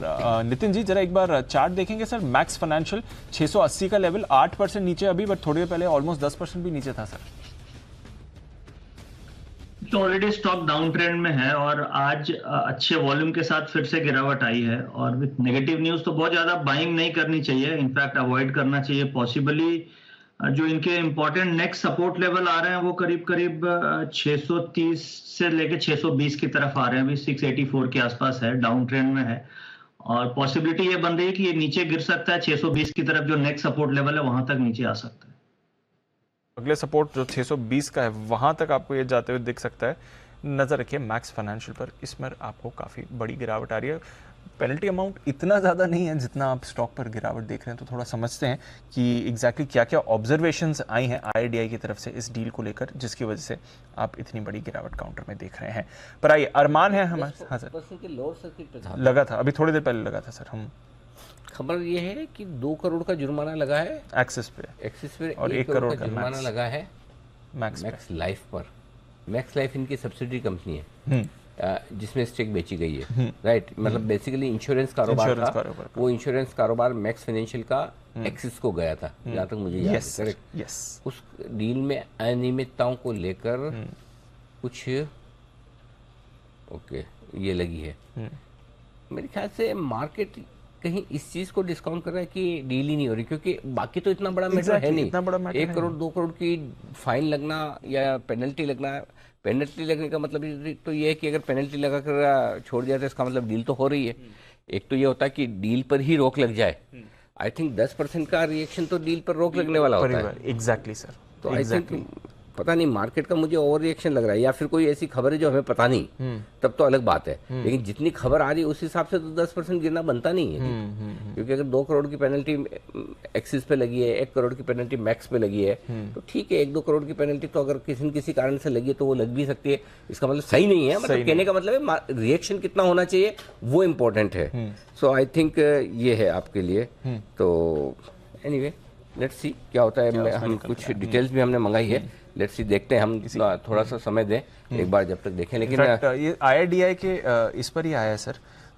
उन्होंने अपनी वेबसाइट पर अभी थोड़ी देर पहले यही डाला है, फेयर मार्केट वैल्यू के उस पर सवाल उठाए जा रहे हैं बेसिकली। तो वहाँ पर ये उठाया जा रहा है सर कि फेयर मार्केट वैल्यू की जो कैलकुलेशन है उस पर थोड़े सवाल उठाए जा रहे हैं, और इसलिए ये आपके सामने मामला आते हुए दिखा है। तो थोड़ा कंसर्न वाला मामला है जो अनिल जी आप सवाल सही उठा रहे हैं कि क्या इस डील पर ही कुछ रोक के बात नहीं आ सकती। फेयर वैल्यू से मतलब क्या होगा? अगर मैक्स ने जो बेचा है, अगर वो कम वैल्यू में बेचा है तो भी मैक्स की शेयर होल्डर के लिए तो अच्छा है। और अगर मैक्स ने सस्ता महंगा बेचा है तो एक्सिस के लिए नेगेटिव है। हाँ, यस। और तब लेकिन अगर सवाल भी उठा है तब भी पेनल्टी लगा के तो छोड़ दिया ना डील। तो या तो इसमें कहीं ये आया है कि डील रिव्यू करिए, ये रिव्यू करिए और वापस से वैल्यूएशन कीजिए, ये इंटरेस्टिंग है। अगर वो आया है और फेयर वैल्यूएशन से मतलब क्या है, क्या वैल्यूएशन कम किया गया है, ज़्यादा किया गया है, ये देखना होगा। इंटरेस्टिंग चीज़ ये है, वही है सर कि transfer of shares was not done at fair market value determined on a uniform basis. ये इसकी वजह से एक्सिस बैंक को अनड्यू मॉनेटरी गेन हुआ है। अच्छा। जब इसके ये ट्रांजैक्शन हुआ, ऐसे ये कहा जा रहा है, इनके जो चार्ज लगाए गए हैं उसके बेसिस पर यही कहा जा रहा है, और इसलिए ये IIDI ने ऑर्डर भी पास करा है। सबसे पहले ये चेक करें कि डील वाकई में कैंसिल हो गई या डील ऑन है। तो वरुण भी आ रहे हैं, जरा एक बार वरुण से भी एक बार हम समझ लें कि वाकई में डील ऑन है या डील कैंसिल है, क्योंकि सबसे बड़ी इंपॉर्टेंट चीज़ वही है। अगर डील कैंसिल है तो फिर मैक्स में जो 10% का फॉल है या 6%, वो फिर जायज है, फिर तो बनता है। और अगर डील नहीं है कैंसिल, सिर्फ वैल्यूएशन का सवाल है, तो फिर मेरे ख्याल से दिक्कत है। और मैक्स के शेयर होल्डर्स के लिए वैल्यूएशन कम किया गया है। हाँ, तो कह रहे हैं कि एक्सिस को अनड्यू एडवांटेज हुआ है इसकी वजह से। अच्छा। ये आरोप लगाया जा रहा है और बेसिकली नॉन कंप्लायंस फिर करिए क्योंकि जो हमारा प्रोसेस है वो आपने ठीक से फॉलो नहीं करा है। अनड्यू गेंस जो मैक्स के शेयर्स हुए हैं उसकी वजह से और ये वायलेशन की वजह से आपको ये करा गया है। कहीं ये अभी तो नहीं दिख रहा है सर, मैं जितना भी ऑर्डर ऑफ कोर्स बड़ा ऑर्डर है समझने की कोशिश कर रहा हूँ, कहीं ये नहीं दिख रहा है कि डील कैंसिलेशन पढ़े तब तक ये नहीं आ गया। वरुण अगर कुछ पढ़ पाए, वरुण जी तो जितना मैंने पढ़ा है उसमें यही है कि इन्होंने जो खरीद बेच की है मैक्स फाइनेंशियल के शेयर में उसमें एक्सिस बैंक को ज़्यादा फायदा हुआ और बेसिकली हुआ ये है कि एक्सिस बैंक ने 15 मार्च को 166 के भाव पे मैक्स फाइनेंशियल के जो शेयर है वो बेचे थे और एक्सिस कैपिटल ने मैक्स फाइनेंस से 31 रुपीज़ 32 रुपीज़ में ये डेट है 26 तारीख और 6 अप्रैल 2021 को ये शेयर्स वापस लेते। तो इसके चलते एक्सिस को जो है वो अनड्यू एडवांटेज मिला है और कहीं ना कहीं IRDAI की जो गाइडलाइंस है उसके अगेंस्ट ये है। इसके लिए एक्सिस और मैक्स फाइनेंस दोनों के ऊपर ये पेनल्टी लगाई गई है। हालांकि कहीं भी ये नहीं लिखा है कि ये डील कैंसिल हो रही है। मैंने अभी तक ये पूरा पढ़ लिया और इसमें कहीं ये नहीं लिखा है कि डील कैंसिल है, सिर्फ पेनल्टी लगाई गई है। अभी तक यही है। इसको और हम क्योंकि कुछ लीगल लैंग्वेजेस भी है अनिल जी, तो उसको थोड़ा समझना होगा। बट यहाँ कुछ ये नहीं लिखा है कि डील कैंसिल हो रही है, सिर्फ पेनल्टी लगाई है क्योंकि आपने जो उस समय खरीद फरोख्त की थी शेयर्स की वो IRDAI के गाइडलाइंस के हिसाब से नहीं है, इसके लिए लगाया गया है पेनल्टी। ठीक बात है। तो बेसिकली जो दो ट्रांजैक्शन किए गए थे ट्रांजैक्शन की मार्केट वैल्यू फेयर नहीं थी। हाँ, फरवरी 2016 से कह रहे हैं और अप्रैल 2021 तक। तो मार्केट का रिएक्शन ये हो गया कि ऐसा लग रहा है कि डील ही कैंसिल है। हाँ, अभी तक डील कैंसिल हुई ऐसा तो नहीं लगा, ऐसा ऑर्डर में लिखा नहीं है। हाँ, ऑर्डर में नहीं लगा, लेकिन जो स्टॉक ने रिएक्शन जिस तरह से दिया वो उस तरह से दिया। चलिए ठीक है, तो स्थिति क्लियर है अभी। ये है कि जो दो ट्रांजैक्शन किए थे उनके वैल्यूएशन को लेकर IRDAI ने सवाल उठाया, उसको लेकर पेनल्टी लगाई। डील कैंसिल नहीं है, जो कुछ भी उन्होंने अपना कारोबार बेचा है एक्सिस बैंक को। बेसिकली जो इन्होंने वैल्यूएशन प्रेजेंट करी थी अपने तरफ से वो फेयर मार्केट वैल्यू से काफी नीचे है और इसलिए इन्होंने अनड्यू एडवांटेज लिया है शेयर ट्रांजैक्शन में। ये जो बेसिस ऑफ आरोप है ये है कि आपने सही वैल्यूएशन डिस्क्लोज नहीं करी थी और सही वैल्यूएशन डिस्क्लोज नहीं करने के बाद जो आपने डील करी है उससे आपको अनड्यू एडवांटेज हुआ है, ये गलत है। ये जो क्लियर आरोप है और इसलिए इन पर पेनल्टी भी लगाई गई। चलिए ठीक है, इसी बीच आशु सर के पास चलते हैं। आशु सर की तरफ से भी कुछ बेहतरीन और कॉल्स आने की तैयारी में। आशु सर बताएं। अनिल जी, कॉल से पहले मैं एक आपसे आज मतलब जेन्युइनली आपको पता है कि मैं बहुत मतलब आपकी टिप्पणी पे बहुत कम कमेंट करता हूं, बट क्योंकि आप अनिल जी दिल से बोल रहे हैं और आज के यूफोरिया में आपने जो सुबह कहा था आप में बिल्कुल एक्साइटमेंट नहीं थी लेने की और जो आपने एक बड़ा ही मतलब म्यूटेड व्यू रखा था और बहुत ही बैलेंस व्यू रखा था, तो अनिल जी उसके लिए आज एक स्पेशल अप्रिसिएशन। मतलब coming from you is important. Anil ji देखिए, एक आपको ये समझना चाहिए हम गलत चले जाए कोई और चला जाए इतना फर्क नहीं पड़ता, आपका राइट बहुत जाना बहुत जरूरी होता है क्योंकि सारी दुनिया, सारे निवेशक, सारे रिटेल इन्वेस्टर, अनिल जी आपको पता है मैं ग्राउंड पे कितना जाता हूं, बहुत मानते हैं और आपके कहने से बहुत फर्क पड़ता है। और अनिल जी तेजी में तो होता है ना दिल मांगे मोर, ये तेजी मतलब उसमें तो generally people get carried away. तो और आप भी अनिल जी दिल से बोले और उसके बाद भी जो आपने प्रैक्टिकल सुबह व्यू दिया था, तो Anil ji special appreciation for that for today. और अनिल जी एक आपने बहुत ही बढ़िया बात की और बहुत प्यारी बात की और मेरे दिल के बहुत करीब थी वो आज आपने अनिल जी एनालिस्ट से या कुणाल जी से या राकेश जी से किसी सवाल पूछा था और ये बिल्कुल सही सवाल है अनिल जी। अगर आशीष से या कुशल से कह के इस पे आप रिसर्च करवा लीजिए पिछले 2 साल की कि ये जो नोटा का इस्तेमाल हुआ है अनिल जी वो तब होता है कि जब मार्केट बहुत ही ज्यादा गैप डाउन या बहुत मंदी होती है। ये नोटा कभी भी एनालिस्ट ने तेजी में या गैप अप में यूज नहीं किया। तो अनिल जी ये नोटा मतलब एक टेक्निकल एनालिस्ट को तो चार्ट देख के करना है, उसको तेजी मंदी से कैरिड अवे नहीं होना चाहिए अगर मन से मतलब कुछ और है और चार्ट में कुछ और है। और अनिल जी मैं गारंटी कर रहा हूं, आप बैक टेस्ट करवा लीजिए कि ये नोटा का इस्तेमाल हजारों बार जब हुआ है, ये तभी हुआ है जब मार्केट नीचे थी, ऊपर में शायद 1% हुआ हो। तो इसका मैंने बोला आपको मेरे पे भरोसा नहीं है, दे पाए तो अच्छा हो। हाँ, मैंने बोला सुबह आपको मेरे पे भरोसा नहीं है, टेस्टिंग क्या करवानी है। अच्छा ओके, तो अच्छा अनिल जी ठीक है। अनिल जी इसका आंसर मैं चार्ट के द्रोणाचार्य से जरूर मांगूंगा। ये भाई साहब बार बार द्रोणाचार्य, कोई अच्छा दूसरा नाम रख लो गुरु का, वो द्रोणाचार्य के चक्कर में उनमें भावनाएं द्रोणाचार्य वाली जैसी प्रबल हो रही है। कुछ न कुछ मांग ही लेंगे वो आपस में। अनिल जी एक कॉल देना है। अनिल जी एक स्टॉक है, बताए अनिल जी एक स्टॉक है, ये इसमें मैं आपकी राय चाहूंगा और क्योंकि बाकी सबकी राय मतलब मुश्किल है क्योंकि ये सबका बड़ा फेवरेट है और सबकी बाय लिस्ट में ही है। लेकिन अगर फिर भी कुणाल जी अगर अनबायस राय देना चाहें तो दे सकते हैं। मैं कॉल ही दे देता हूं अनिल जी। अनिल जी, एक स्टॉक है जो बड़े भाई को देख के ना बहुत ज्यादा मतलब वो ओवरबॉट हो चुका है और वो मतलब सब लोग सोचते हैं कि मतलब वो चला है तो ये भी चलना चाहिए, वो बहुत बढ़ गया है तो वो नहीं ले सकते तो ये लेना चाहिए। और अनिल जी कहीं वो सबका फेवरेट है और अनिल जी वो पिछले कुछ दिनों में जिस तरह की वीकनेस दिखा रहा है, so Anil ji I am uncomfortable with that stock. 800 रुपए के स्ट्राइक की अनिल जी पुट लेनी है अदानी पोर्ट की। वो स्टॉक है अनिल जी अदानी पोर्ट।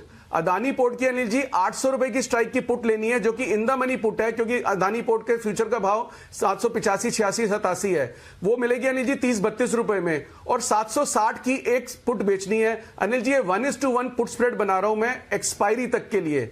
अनिल जी जिस तरह से ये 800 के ऊपर बाइंग कॉल्स और बाकी सबका भी यूफोरिक रिएक्शन और अदानी एंटरप्राइज इतना बड़ा है तो अनिल जी ये कहीं भी पार्टिसिपेट नहीं कर रहा। पहले से अंडर परफॉर्मिंग स्टॉक है लेकिन अंडर परफॉर्मेंस के बाद भी अनिल जी मतलब बढ़ने में नीचे की गिरावट नहीं देता था ये। लेकिन अब जो अनिल जी पिछले हफ्ते से जो मैंने अपने डेटा से जिसको ट्रैक किया है मुझे इसमें कुछ अलग तरह की वीकनेस दिख रही है तो अदानी अनिल जी मतलब वही वाली बात है ना कि बहुत स्ट्रॉन्ग स्टॉक से पंगा नहीं लेना चाहिए लेकिन आदत से मजबूर है अनिल जी। थप्पड़ तो वहीं पड़ता है जहां पे मतलब जो अच्छा स्टॉक होता है। तो अनिल जी मैं ये मतलब एक लिमिटेड रिस्क और लिमिटेड रिवॉर्ड रिटर्न है। 800 रुपए के स्ट्राइक की अदानी पोर्ट की पुट लेनी चाहिए, एक 760 की एक बेचो, 1:1 का स्प्रेड बनाओ। इसकी कॉस्ट आएगी अनिल जी कोई 17-18 रुपए और ऑलरेडी वो फ्यूचर से 4-5 रुपए नीचे है। तो अनिल जी इसमें मुझे आपकी राय चाहिए और क्योंकि कुणाल जी की लिस्ट में था तो उनसे अनबायस चाहिए अपनी कॉल से हटके कि उनको क्या लगता है। ओके, तो over to you Kunal ji. Back to you Anil ji. आपने बैक हैंड से किया, मेरा forehand to you Kunal ji. Anil ji देखिए वैसे आशु जी बात सही कह रहे हैं। मैं कुछ हद तक सहमत हूं अनिल जी कि अडानी पोर्ट अंडर परफॉर्म कर रहा है, इसमें कोई दो राय नहीं है। लेकिन अनिल जी बिकवाली की मेरी राय नहीं है और उसकी वजह है कि एक मेजर सपोर्ट के करीब अब ये स्टॉक ट्रेड कर रहा है। काफी करेक्टेड स्टॉक है और जिस तरह का मोमेंटम इस तरह के शेयर की आदत ये होती है कुछ समय चुप रहता है फिर बड़ी तेजी से ऊपर जाता है। तो यहाँ शॉर्ट करना खतरे से खाली नहीं है और मुझे मेरी राय में शॉर्ट करना अवॉइड करना चाहिए। बाकी आशु जी तो मानेंगे नहीं तो वो शॉर्ट की राय दे सकते हैं लेकिन मेरी शॉर्ट की राय नहीं है। ओके, बिल्कुल ठीक बात है और मेरी इसमें कोई राय ही नहीं है, न लॉन्ग की है न शॉर्ट की है। तो मतलब मैंने ट्रैक ही नहीं किया, सही बताऊँ आशु जी। अगर ट्रैक किया होता तो मैं ओपिनियन दे देता, ऐसा नहीं कि नहीं देना चाहता, बट एक्चुअली मेरी नज़र ही नहीं है तो मतलब मुझे स्टॉक का मूवमेंट आइडिया भी ज़्यादा है नहीं। आइए बचनी साहब से करते हैं मुलाकात।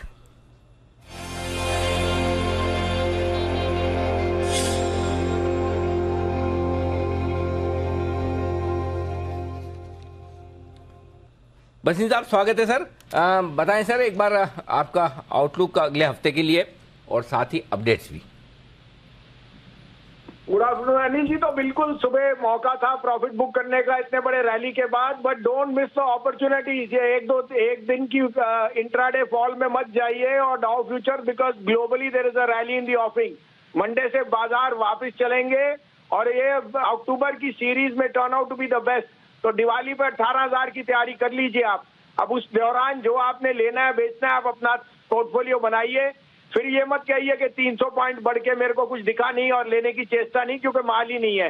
माल तो सब निकल गया 1600-700 पे 800 पे। अब आपको अपना पोर्टफोलियो बनाना है और दिवाली की देखनी है वेट।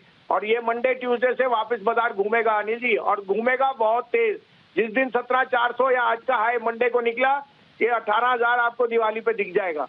इंट्राडे आपको भी मौका था, सुबह भी आपको कहा था कि अगर आपने हमारी कॉल नहीं है तो प्रॉफिट बुक कीजिए। आपको अपडेट भी दे दूं, जीएमआर जो मैंने बहुत जोर से कहा था अभी भी मैं कह रहा हूं, GMR is a no brainer.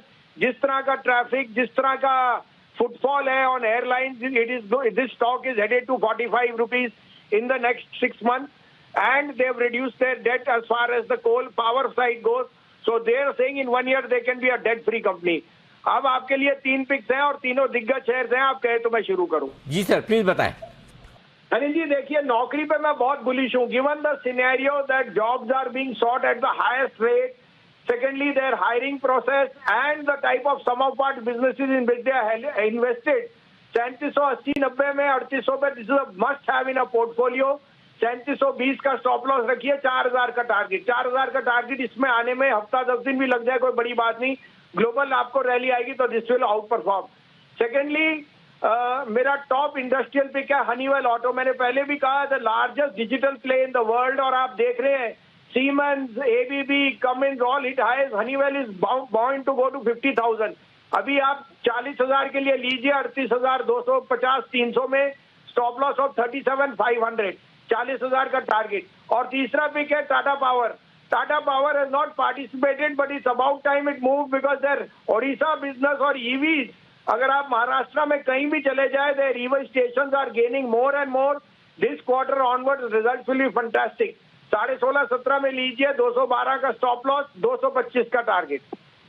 तो ये 3 स्टॉक है जहां पर खरीदारी करने के लिए आए भसीन साहब की तरफ से। इन्फो एज यानी कि नौकरी.com, हनीवेल ऑटोमेशन और टाटा पावर, तीनों स्टॉक्स में करें आप खरीदारी। ये है आपके लिए इस वक्त खबर रिकमेंडेशन भसीन साहब की तरफ से। सुमित जी तैयार है अपने सुपरहिट शेयर के साथ।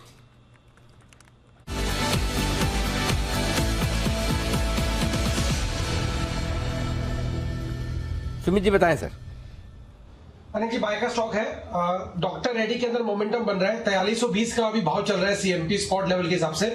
डॉक्टर रेड्डी के अंदर मोमेंटम बन रहा है, लास्ट 2 दिनों के हाई ब्रेक हो रहे हैं, 200 डीएमए के ऊपर भी आ रहा है, तो यहाँ से छोटा सा pull back bounce back doctor Reddy में ऊपर की तरफ देखने को मिल सकता है। डॉक्टर रेड्डी में जो नीचे में चार्ट के ऊपर सपोर्ट है 4230 के आसपास है, 4230 का स्टॉप लॉस लगा के डॉक्टर रेड्डी में यहाँ पे सीएमपी पे खरीदारी करें। 1 से 2 दिनों के जो ऊपर के टारगेट देखने को मिल सकते हैं 4425 से लेके 4475 रुपए तक के लेवल डॉक्टर रेड्डी में ऊपर की तरफ देखने को मिल सकता है, तो खरीदारी करें। 4425 4475 के टारगेट्स के लिए 1 से 2 दिन का व्यू लेके इसके अंदर ट्रेड कर सकते हैं। 4425 4445 के टारगेट के लिए यहाँ पर डॉक्टर रेड्डीज पर है खरीदारी की राय। आइए कुछ और खबरें आ रही हैं। एस्प्रेसो अब सीएनजी टेक्नोलॉजी में भी उपलब्ध। ये आपके लिए मारुति की बात आ रही है, जो इनकी एस्प्रेसो व्हीकल है उसमें आपको थोड़ा और वेरिएंट्स मिल रहे हैं। सीएनजी वेरिएंट में भी आपको लिए उपलब्ध होगी। ओबरॉय रियल्टी, इसके आने वाले नतीजे आज ही आ रहे हैं। नतीजे एक बार अरमान से जान रहे हैं क्या है बाजार का अनुमान। अरमान बताइए। जी, इनके नतीजे आप रियलिटी स्पेस में कंसोलिडेटेड वाई देखते हैं, जिसमें अगर आप आय की अगर आप बात करें तो आय लगभग यहाँ पे 52% बढ़ने का अनुमान है। उसी के साथ साथ मार्जिन्स जो है, मार्जिन्स में भी यहाँ पे इंप्रूवमेंट दिख सकता है। 49.5% से बढ़कर हो सकता है 52% के आसपास आए, और मुनाफा में भी आपको बढ़ोतरी दिखेगी, लगभग 58% के आसपास की बढ़ोतरी दिखेगी। ओवरऑल बढ़िया नतीजे हैं। उसका रीजन ये है क्योंकि इनका जो 360 वेस्ट का जो एक लग्जरी प्रोजेक्ट है वहां पर काफी मजबूत डिमांड आ रही है। उसी के साथ साथ जो इस स्पेस में हम प्री सेल्स का अगर डेटा देखते हैं तो वो लगभग 8500 करोड़ का आने वाला है। और ये 8500 करोड़ रेलेवेंस इसीलिए है कि अगर आप क्यू देखें या वाई देखें, दोनों नजरिए पर यहां पर बड़ी बढ़ोतरी है। क्यू लगभग 12% बढ़ेगा, वहीं अगर वाई अगर आप देखेंगे तो 3% बढ़ेगा। हालांकि उसके साथ अगर रिजल्ट्स के बाद हमको एक आउटलुक वहां पर देखना होगा कि मैनेजमेंट जो इनका थाने में जो लॉन्चेस हैं वहां पर ये क्या कमेंट्री देता है, उस पर बहुत कुछ ज्यादा फोकस करेगा। ओवरऑल अगर आप देखेंगे तो नतीजे बढ़िया आने वाले हैं, मार्जिन पे भी इंप्रूवमेंट होने वाला है। ओके, तो ये है आपके लिए ओबरॉय रियल्टी। देखते हैं कैसी रहेगी इसकी परफॉर्मेंस। एक्शन में रिस्क काउंटर नंबर्स किसी भी वक्त आ सकते हैं आपके लिए, तो उससे पहले हमने आपके लिए एक बार इसका प्रीव्यू रख दिया। सिमी जी एक बार चार्ट भी देख लें ओबरॉय रियल्टी।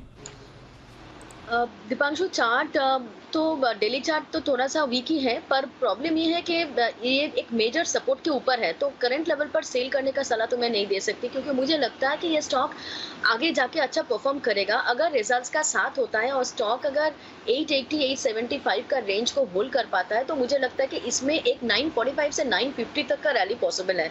तो मैं इसमें लोअर लेवल पर खरीद, अभी 900 के आसपास है, इस रेंज पर मुझे कंफर्टेबल नहीं लग रहा है, पर थोड़ा सा नीचे अगर मिलता, क्योंकि वो 200 डे मार्क सपोर्ट के आसपास ही है, 880 875 के बीच में है ये 200 डे मार्क, तो मुझे लगता है कि ये रिसेंट लो भी है स्टॉक का, तो वो सपोर्ट अगर होल्ड करे तो 945 से 50 तक का रैली एक्सपेक्टेड है।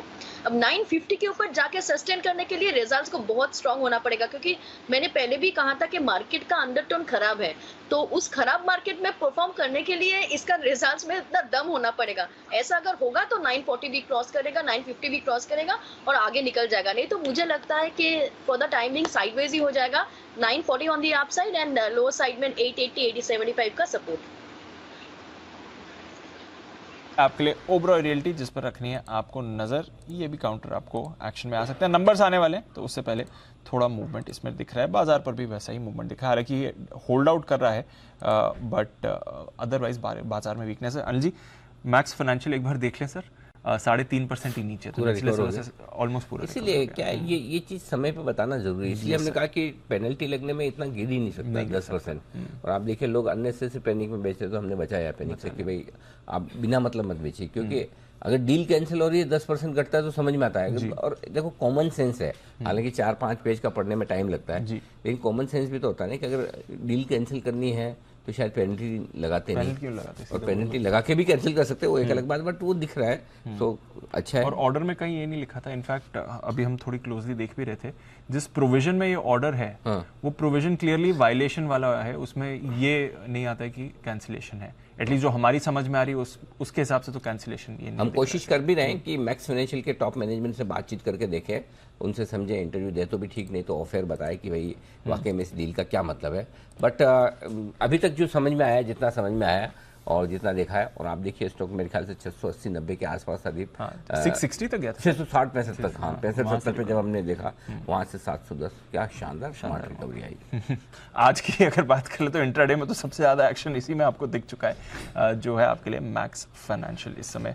तो चलिए, मैक्स फाइनेंशियल हो रहा है रिकवर, इस पर रखनी है आपको नजर, बट मेटल स्टॉक्स फिसल रहे हैं और नैल्को में अब आपको वीकनेस बनती हुई दिख रही है। किरण जी भी है हमारे साथ। किरण जी, एक बार जरा नैल्को का चार्ट देखें सर, बाकी मेटल्स भी फिसल चुके हैं, अभी आशु जी कह रहे थे वेदांता वीक लग रहा है, नैल्को 70 के नीचे अभी आया। किरण जी, आज तो सुबह अच्छी शुरुआत हुई थी, उसके बाद through the day selling sir.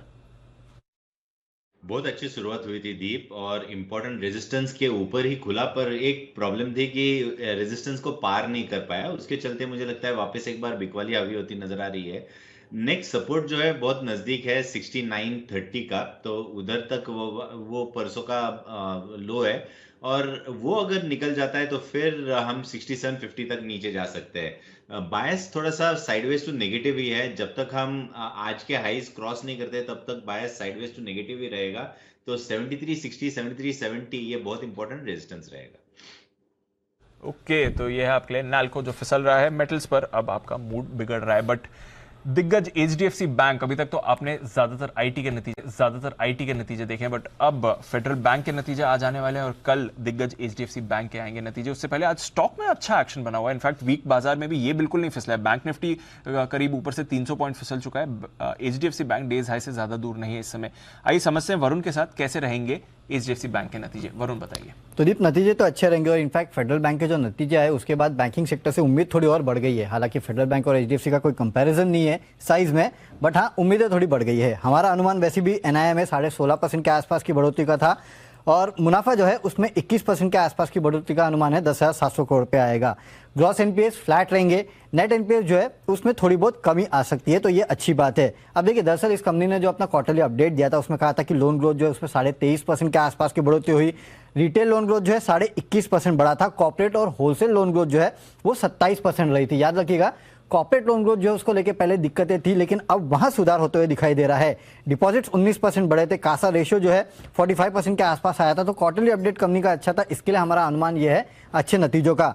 Growth अच्छी हो रही है, स्लिपेजेस जो है उसमें थोड़ी कमी आने का अनुमान है। एनआईएम्स जो है यानी कि नेट इंटरेस्ट मार्जिन जो है उसमें थोड़ा सुधार होगा, 3.9% से बढ़ने वाले हैं, ये करीब 4.1% के आसपास आएंगे। तो नतीजे जो है एचडीएफसी बैंक के अच्छे रहने वाले हैं। इनफैक्ट फेडरल बैंक के नतीजों के बाद उम्मीद जो है वो थोड़ी और बढ़ चुकी है एचडीएफसी बैंक से। हाँ, एक चीज़ है, मर्जर को लेकर और कुछ अगर अनाउंसमेंट आता है या फिर कहते हैं तो वहाँ पे नजर रखिएगा। और स्टॉक भी अच्छे मोमेंटम में होल्ड कर रहा है, थ्रू द डे इसने अपने लेवल्स होल्ड करें। सुमित जी, एचडीएफसी बैंक एक राय तो बनती है सर, 1430 का लेवल बताइए। दीपांशु, देखिए आज तो मार्केट के अंदर ऊपरी लेवल से अभी थोड़ा सा दबाव देखने को मिला है, इसके लिए स्टॉक्स में थोड़ा सा सेलिंग प्रेशर आया है, लेकिन एचडीएफसी बैंक का जहां तक सवाल है, स्टॉक पिछले 15-20 दिनों में एक रेंज में घुमा है, जिसके अंदर अभी आज लोअर लेवल से अच्छा मूव देखने को मिला और 200 डीएमए के पास क्लोजिंग देगा ऐसा लगता है। 1460 का लेवल जब भी ऊपर में ब्रेक होगा, 1460 1460, उसके बाद स्टॉक में एक बढ़िया मोमेंटम बनेगा और फिर 1525 रुपए तक के लेवल या 1550 रुपए तक के लेवल आने वाले दिनों में एचडीएफसी बैंक में देखने को मिल सकते हैं। तो एग्जिस्टिंग पोजीशंस होल्ड रखे चले, उसके साथ साथ थोड़ा पेशेंस रखें, डिप्स में खरीदारी करें। नीचे के अंदर 1380 1400 का सपोर्ट बनेगा, ऊपर में 1460 ये पहला टारगेट, ये लेवल टूटने के बाद 80 से 100 रुपए का मूव आने वाले दिनों में देखने को मिल सकता है। यह है आपके लिए HDFC बैंक, जिस पर आपको रखनी है नज़र। कल आएंगे इसके नतीजे, देखते हैं क्या ट्रेंड ये थ्रो करता है आपके सामने। बट कुछ स्टॉक्स हैं जहां पर आपको गिरावट और बढ़ती हुई दिख रही है काफ़ी तेज़ी से। अभी 17,200 निफ्टी ने तोड़ा है। डाउ फ्यूचर्स में कुछ ज़्यादा बदला नहीं है, बट निफ्टी ने अब 17,200 के कन्विंसिंगली नीचे आपको आते हुए दिख रहा है, तो वहाँ से वीकनेस थोड़ी बाजार की बढ़ी है। देखते हैं यहाँ से और कितनी गिरावट आती है, बट 17,200 के नीचे अभी निफ्टी आया है। एक स्टॉक इंटरेस्टिंग है जिसमें आपको वीकनेस दिख रही है, और वो है बाटा। और ये इंटरेस्टिंग इसलिए भी है क्योंकि होल्ड आउट कर रहा था, 1900 के ऊपर जाने की तैयारी में था, फिर 1800 के करीब होल्ड आउट कर रहा था। आज ये काफ़ी नीचे आया 1800 के भी लेवल से। सिमी जी, जरा बाटा के चार्ट पर नजर डालें। अब फिर से वीकनेस के लिए तैयार हो रहा है बाटा, या फिर इन लेवल्स पर स्टेबल हो जाएगा? क्या राय है इस पर? दीपांशु, बाटा ओवरऑल तो परफॉर्म नहीं किया था। लास्ट 2-3 ट्रेडिंग सेशन में थोड़ा सा मोमेंटम इसमें देखा था, पर मैंने ये जो रैली बाटा ने दिखाया है, मैंने इसको मतलब पूरा मिस कर दिया था, क्योंकि मैंने पूरा लास्ट 1 महीने से ये स्टॉक चला नहीं था, और मैंने सोचा कि शायद ये रैली सस्टेनेबल होगा ही नहीं। इसलिए शायद लास्ट कोई शो, एक आध दिन पहले कोई शो में आपने पूछा था कि बाटा कैसा लग रहा है, मैंने यही व्यू दिया था कि 1845-1855 का रेंज शायद पार नहीं करेगा। नहीं, ठीक है, मेरा व्यू खराब नहीं है, वो रेंज पार भी नहीं किया, और शायद पार करने के बावजूद भी सस्टेन नहीं किया। 1842 हाई बनाया था, तो मैंने ठीक ठाक ही रीड किया था। 2-3 दिन पहले शायद आप ही ने पूछा था, उस दिन 1820-25 के आसपास बाटा था, बहुत मूव कर रहा था। मैंने कहा था कि शायद दीपांशु ये रैली सस्टेनेबल होगा नहीं, क्योंकि ये स्टॉक ऊपर में एटलीस्ट रिसेंटली तो परफॉर्म नहीं किया है। अब ये चलेगा कि नहीं मालूम नहीं है, पर ये रेजिस्टेंस है, पार नहीं करेगा। 1845-1855 का रेंज मैंने दिया था, और उसी के आसपास हाई बना के आज सरेंडर किया था। तो जैसा मैंने एक्सपेक्ट किया था वैसा ही हो रहा है। चार्ट वीक है और एक ब्रेकडाउन का इंतजार है। 1760-1755 ये सपोर्ट रेंज है। अगर ये सपोर्ट रेंज को होल्ड कर पाता है तब ठीक है। अब 1755 के नीचे अगर ये स्टॉक चला गया था तो इसमें भी मेजर सेल ऑफ का ही सिग्नल देखने को मिलेगा, क्योंकि लास्ट 1 महीने का चार्ट में डिस्ट्रीब्यूशन साइन ही है। 1755 के नीचे ये इसमें फ्रेश ब्रेकडाउन देखने को मिलेगा, तो मुझे वो कोई खरीदारी का सलाह नहीं देना था। इसमें है भी ब्रेकडाउन आ सकता है, इन लेवल से भी फ्रेश खरीदारी की सलाह नहीं रहेगी बाटा पर। इंडियन होटल्स में क्या चल रहा है किरण जी? जरा इंडियन होटल्स देखें सर, पिछले 2-3 दिनों में बहुत तेज इसमें सेलिंग आई है। आज भी सुबह थोड़ा ठीक खुला था, पर वहां से गिर रहा है।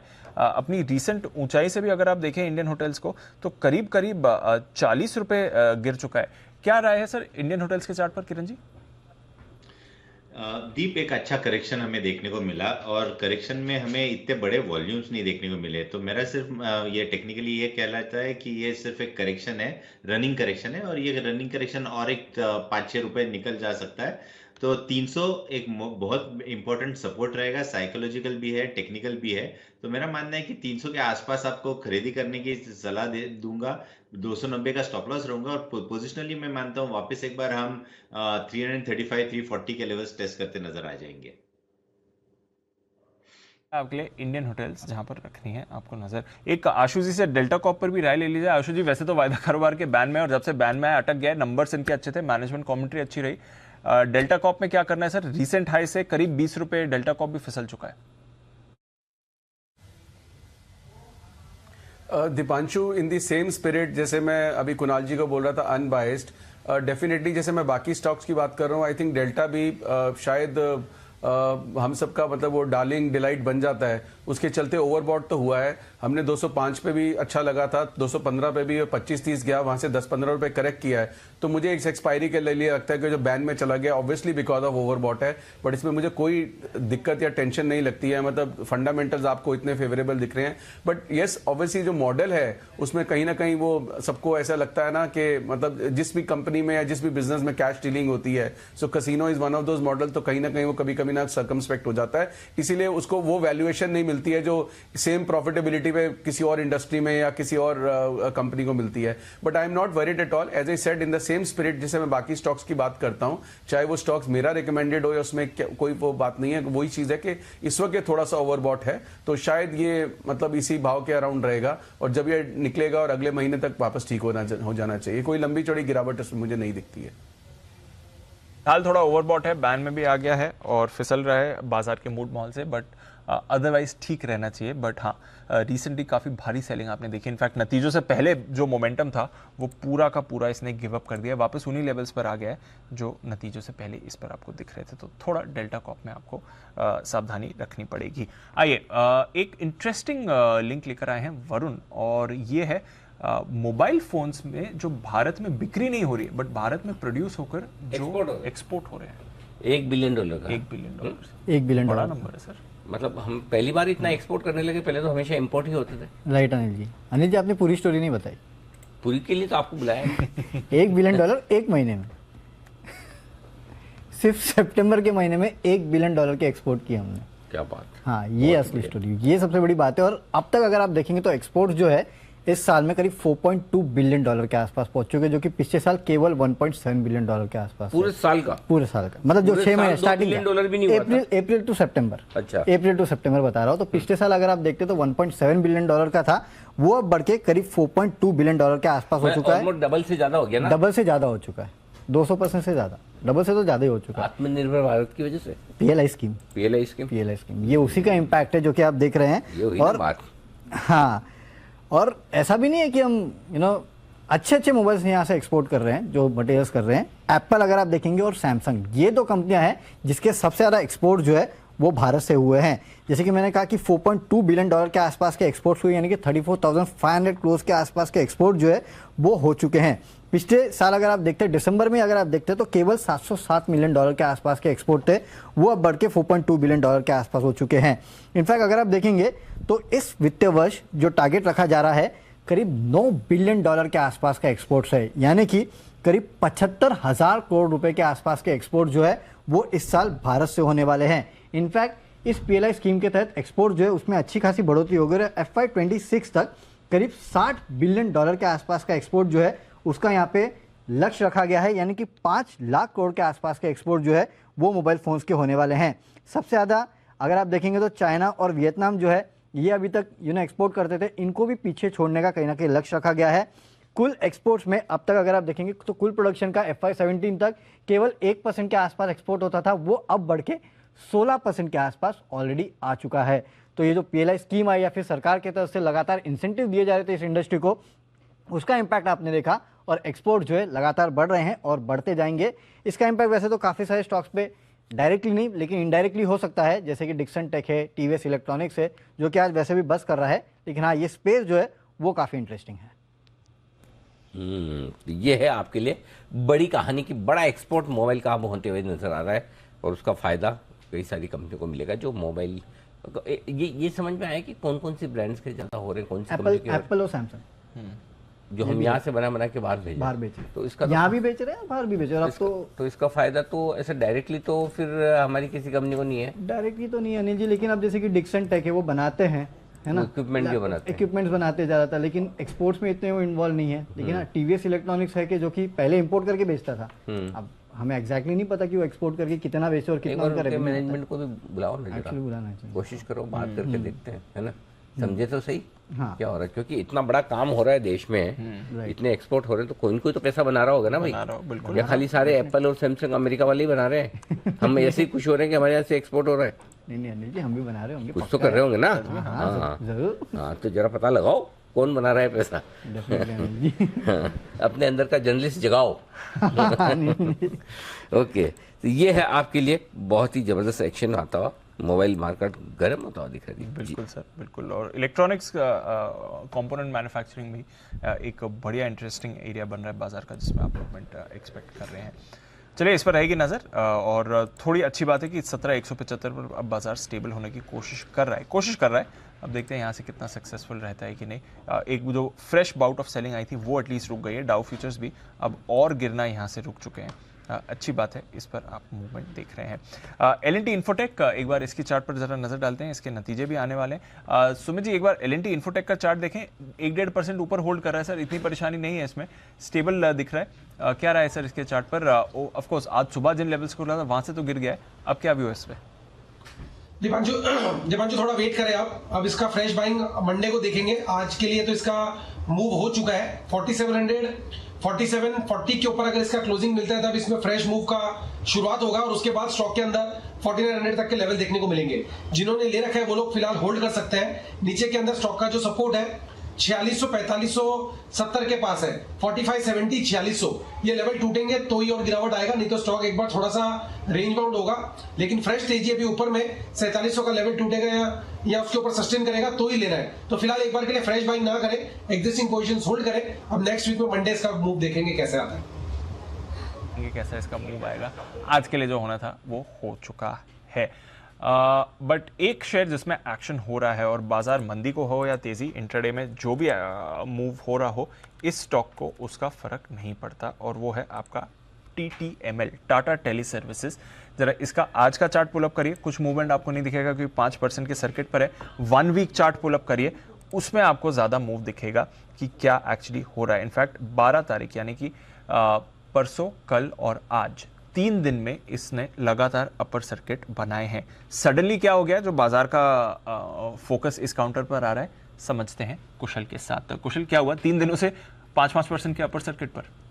बिल्कुल दीपांशु, आप देखिए यहाँ पर इनकी जो स्ट्रेंथ है एंटरप्राइज वर्टिकल वाली, उसी पर इन्होंने कैपिटलाइज किया और गूगल क्लाउड के साथ जो इन्होंने करार किया है उस वजह से ये स्टॉक और बड़ी हाईलाइट में आता हुआ नजर आ रहा है। इनफैक्ट ये करार क्या है उसके बारे में मैं आपको बता देता हूँ। दरअसल जो स्मॉल और मीडियम बिजनेस है उनको TTML अब गूगल वर्कस्पेस प्रोवाइड कर सकती है। तो गूगल वर्कस्पेस यानी कि एक पूरा का पूरा जी सूट है जिसके अंदर जीमेल और अन्य जितनी भी इनकी सर्विसेज हैं, चाहे गूगल डॉक्स है, गूगल स्लाइड्स है, शीट्स वगैरह, तो वो जितनी सारी इनकी गूगल सूट के अंदर सर्विसेज आती है वो ये ऑफर करते हुए नजर आएंगे ताकि जितने भी छोटे मझौले कारोबारी हैं उनकी डिजिटल ट्रांसफॉर्मेशन हो सके। और यही नहीं, इनका जो भी खुद के लेवल पर यानी कि जितने भी कारोबारी हैं उनके खुद के लेवल पर जो भी CRMs है यानी कि कस्टमर रिलेशनशिप मैनेजमेंट सॉफ्टवेयर्स, उनको कोलैबोरेट करते हुए नज़र आ सकते हैं जितने भी गूगल वर्कस्पेस देते हुए नज़र आ रहे हैं।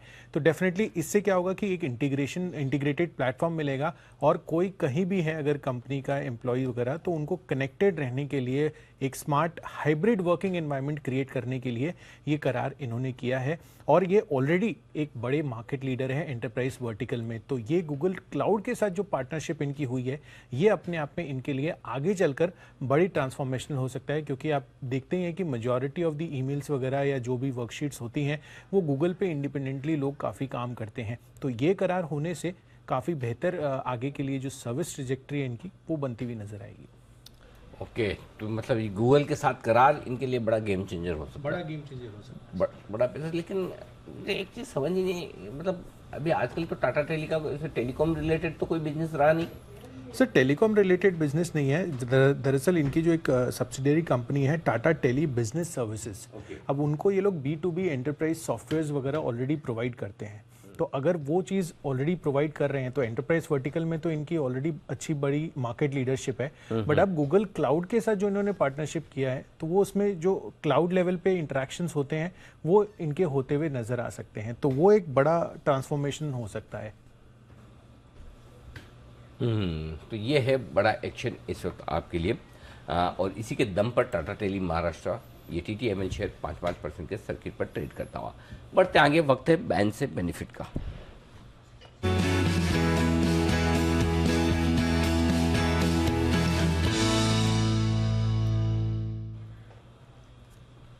दो स्टॉक है आशीष बैन में, 2 स्टॉक हैं, दोनों बैन में बने रहेंगे। डेल्टा कॉप करीब 96% है मार्केट वाइड पोजीशन लिमिट।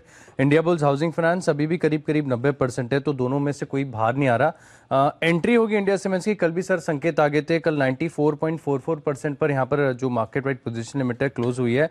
आज देखिए 95% के आंकड़े को क्रॉस कर दिया, अभी 106% है।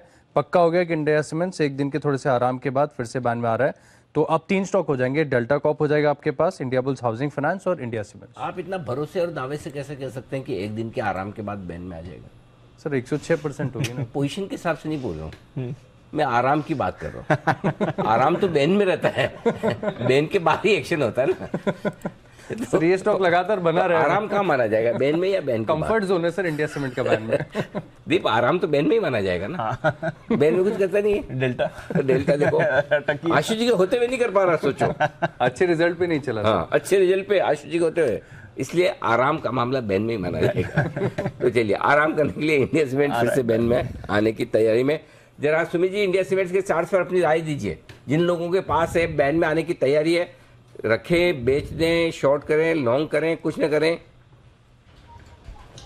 अरे जी फ्रेश खरीदारी एक बार नहीं कर रहा है, इसमें थोड़ा सा वीकनेस, प्रॉफिट बुकिंग के संकेत मिल रहे हैं। स्टॉक का इमीडिएट सपोर्ट 225 है, 225 का लेवल अगर टूटता है तो गिरावट फिर और आएगी और फिर 215 रुपए तक के लेवल शॉर्ट टर्म में एक बार देखने को मिल सकते हैं। तो फिलहाल एक बार वेट करें, स्टॉक को दूसरे स्टॉक्स में ट्रेड करें, इसको थोड़ा एक बार फिलहाल आराम ही करने दें। बिल्कुल कोई चिंता की बात नहीं। जय ठक्कर है तैयार कैश का ऑप्शन लेकर।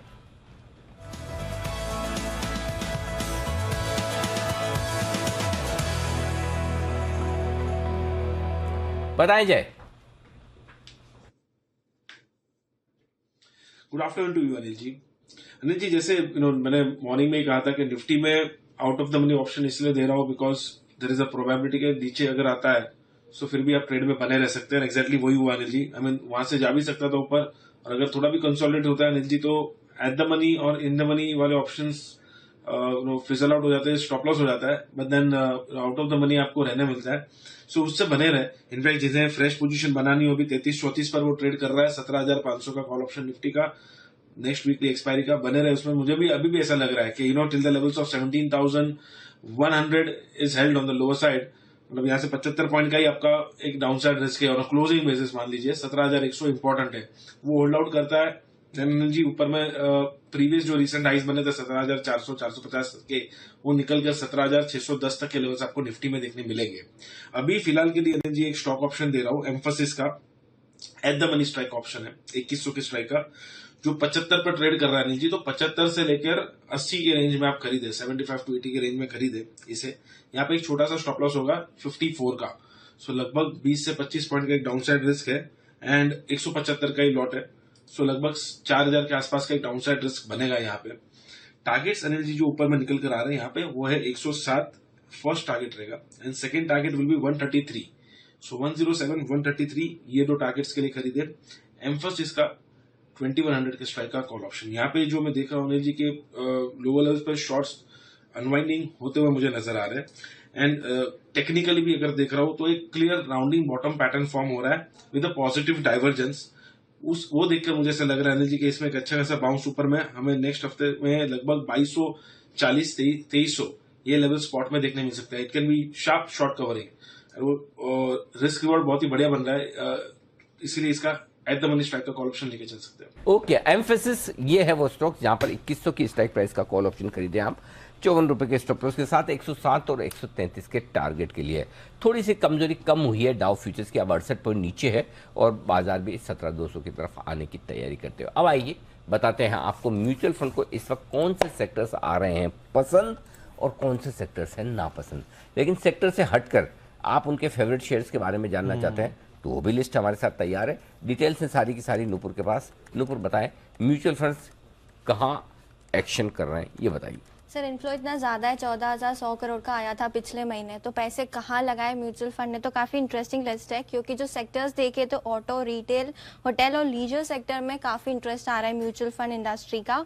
Oil and gas, IT, banks और एनबीएफसी में बिकवाली देखी गई, तो काफ़ी कॉन्ट्रा व्यू है यहाँ पे और काफ़ी इंटरेस्टिंग नाम है क्योंकि कंज्यूमर सेक्टर में भी देखे तो दिव्यानी जैसे स्टॉक में इंटरेस्ट है म्यूचुअल फंड हाउस को। यूनाइटेड स्पिरिट्स, जोमेटो, EIH और बर्गर पेंट्स जैसे जो है वो टॉप पिक्स है म्यूचुअल फंड हाउस के इस बार या पिछले महीने की बात करें तो।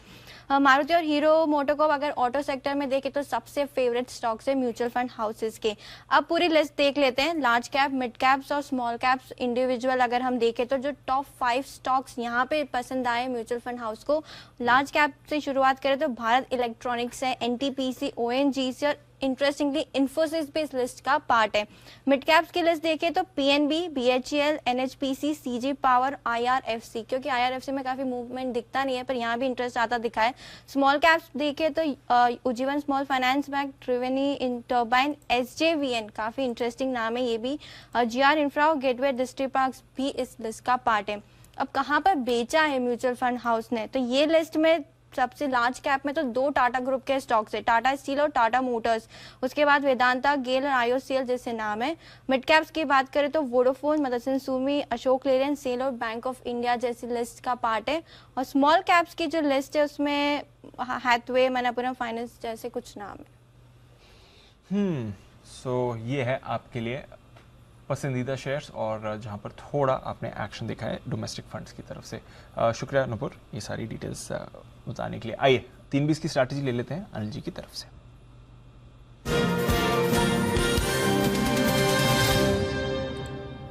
अनिल जी, अभी अभी खबर आ रही है यूके वाले अपना दिमाग बना नहीं रहे हैं कि क्या एग्जैक्टली करना है। जो 2 हफ्ते पहले इन्होंने नए टैक्स प्लान्स और नए बजट के इंडिकेशंस दिए थे जिसकी वजह से बाजार में टर्मोइल आया था, आज शाम कुछ फैसलों को वापस लिया जा सकता है, ऐसी खबर अभी एजेंसी से आ रही है। बट हम जानते हैं पिछले 2-3 दिनों के एक्सपीरियंस से जो ये कहते हैं उसका उल्टा ही होता है, तो देखते हैं अगर ये एक्चुअली कुछ करते हैं या नहीं। बट डाउ फ्यूचर्स इस खबर के आने के बाद अभी अभी 25-30 अंक सुधरे हैं, 80 अंक नीचे, थोड़ी देर पहले 125 अंक नीचे थे, तो 80 अंक नीचे डाउ फ्यूचर्स में वो थोड़ा सुधरे हैं इस खबर के आने के बाद। दीपा, ये वीकेंड काफी इंपॉर्टेंट है यूके के लिहाज से, क्योंकि जो उन्होंने अपने क्वांटिटेटिव ईजिंग यानी कि जो बॉन्ड खरीद रहे थे, बॉन्ड खरीद कर सिस्टम में लिक्विडिटी डाल रहे थे जिससे कि बॉन्ड यील्ड्स बढ़े ना, जो काम कर रहे थे यूके के बैंक ऑफ इंग्लैंड जो उनका सेंट्रल बैंक है, वो उन्होंने रोक लगा दी थी। कल परसों फिर खबरें आई थी कि नहीं ये रोक जो लगाई है उसको हटा लेंगे, तो खरीदते रहेंगे, यानी कि कोई पैनिक नहीं होगा। फिर बातें हैं कि नहीं नहीं ऐसा नहीं होने वाला। अब फिर से खबर आ रही कि शायद एग्जैक्टली तो मैंने आपको क्या बोला था, लिस्ट ट्रस करेगी यही, तो कुछ वापस लेगी फिर बोलेगी देखो मैंने ऐसा कर दिया, है ना। यस वैसा ही एग्जैक्टली भाई साहब पूरी दुनिया भर में पॉलिटिशियन एक जैसे सब ऐसे ही, है ना। मतलब कुछ खराब नहीं कर रहे इसलिए मैं अच्छा हूँ, मान लो नहीं तो खराब कर दूंगा। एग्जैक्टली ये वाला तरीका है कि तो वो वही कर रही है। हम कंटिन्यू उसमें नंबर बढ़ जाएंगे इनके। देखो हमने तो कर दिया। ये सब नंबर बढ़ाने के तरीके हैं। हम सब समझते हैं राजनीति ऐसी है।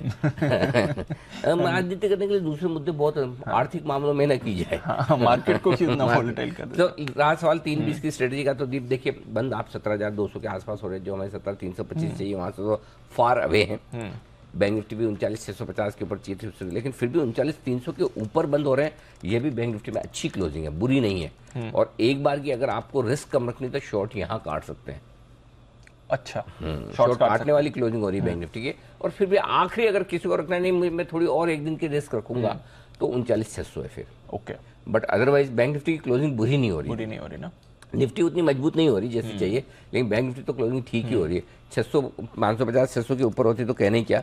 सो ओवरऑल ठीक है। मैं वीकेंड पर पोजीशन फ्रेश बनाने की राय नहीं दूंगा। लॉन्ग है 17,000 का स्टॉप लॉस रखें, शॉर्ट है 17,400 का कॉल रखें। लॉन्ग है तो 17,000 का पुट रखें, शॉर्ट है 17,400 का कॉल रखें। बैंक निफ्टी लॉन्ग है तो आप 39,000 का पुट ले लें, शॉर्ट है तो 39,600 का कॉल ले लें।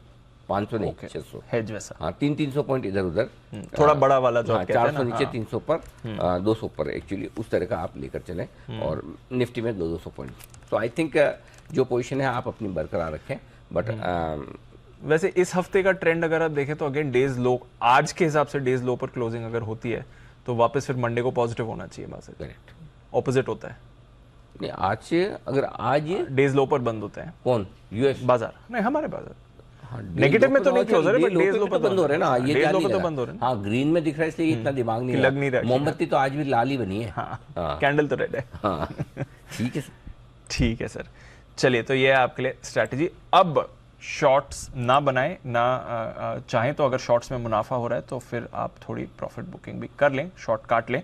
और अगर पोजीशन कैरी कर रहे हैं तो थोड़ा हेज बनाएं, कंफर्टेबल थोड़ा आउट ऑफ मनी पोजीशंस का हेज बना कर जाएं।